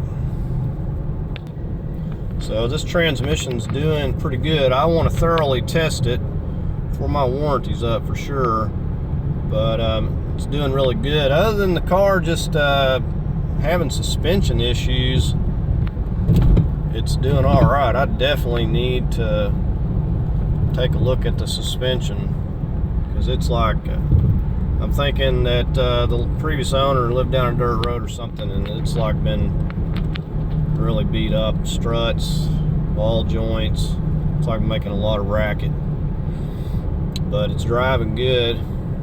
So altogether, working on this car, I spent a week and a half. Now I was waiting on parts, and there was days that I didn't work on it, and we had rain and stuff, so it was, you know, a week and a half, and wasn't like full days or anything, probably about 4 or 5 hours a day. And so it wasn't too bad. I really like the way these chargers are put together. I feel like they're pretty well made. Definitely removing the subframe the way I did is definitely, I think, the way to do it. It's just seems like so much less to have to disconnect, you know, take the harness loose and just drop the whole subframe and everything and roll it out, and then you can easily get to everything. So I think it's a good way to do it. But you know, whichever way you decide, you know, hopefully this video can help out. So anyways, it's running real good. Just wanted to show you all this. Alright, so that's going to do it for the video. As far as the cost wise, I actually found a transmission for $400 delivered to my doorstep, and parts wise, hadn't been for those oil cooler lines. Those are kind of pricey. You know, $170 at the parts store for those, but I had to get those. O'Reilly's really came through. Got those within 24 hours. As far as the other stuff, maybe a couple hundred, so probably looking at about $400 by the time you got the oil cooler lines and some other miscellaneous seals and that sort of thing. So, you know, maybe $800 all together to get this transmission in. It's shifting really good. Of course, I'm going to thoroughly test it, and I will follow up. So anyway, that's going to do it for the video. I hope you enjoyed it. I tried to go into great detail on this, so hopefully this can help somebody else out. But if you found it helpful, give it a thumbs up. As always, I invite you to subscribe, and thanks for watching.